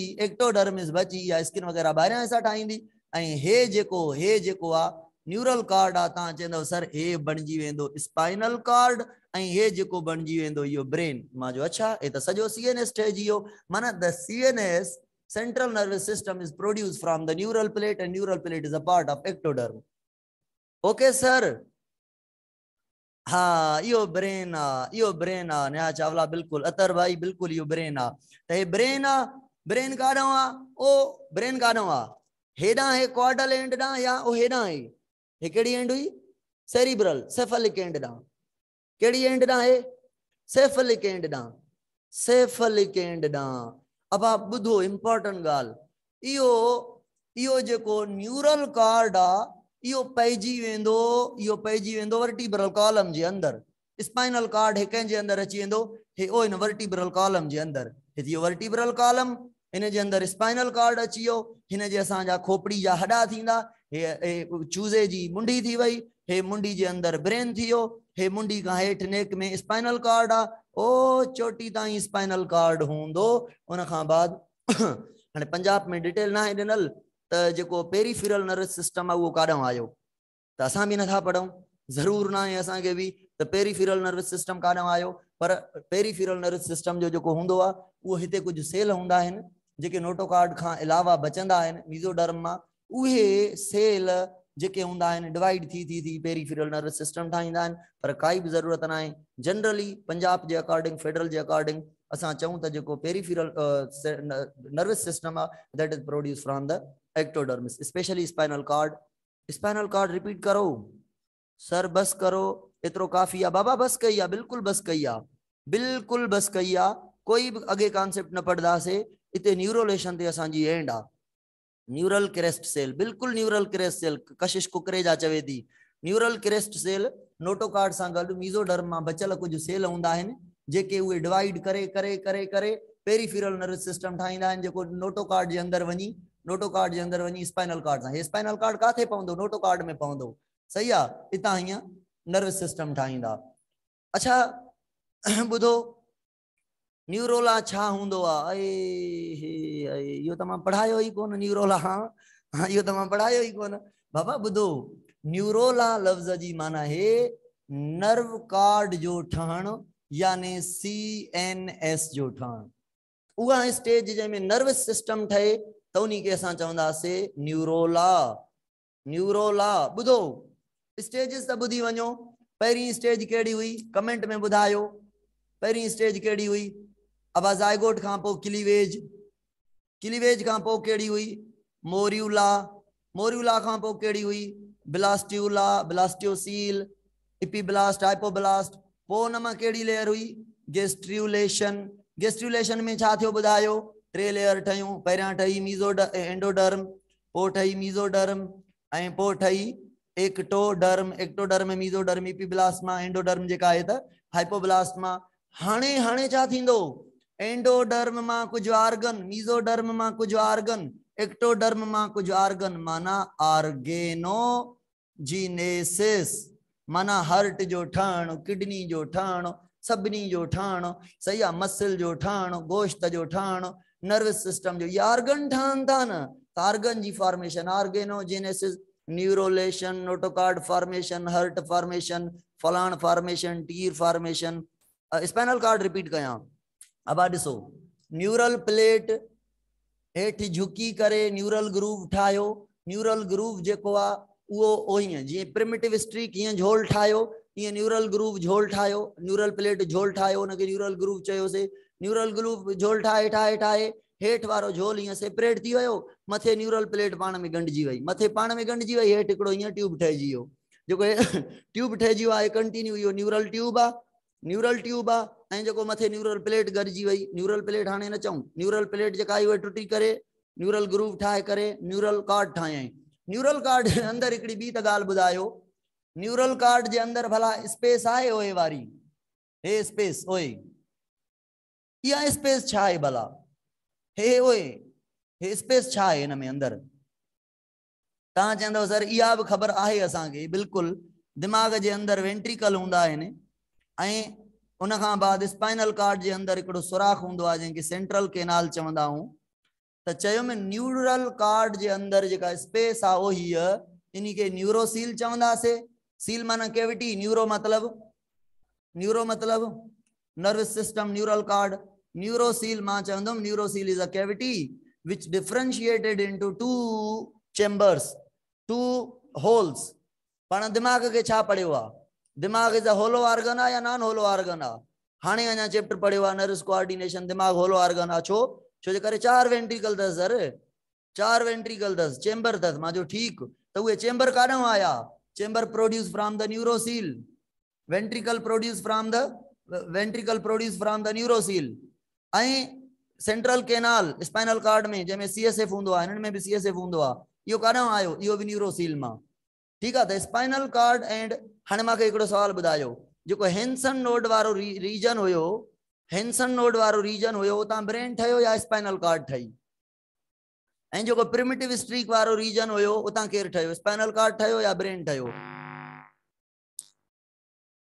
हेंसन नोड वारे मां ब्रेन ऐं प्रिमिटिव स्ट्रीक वारे मां।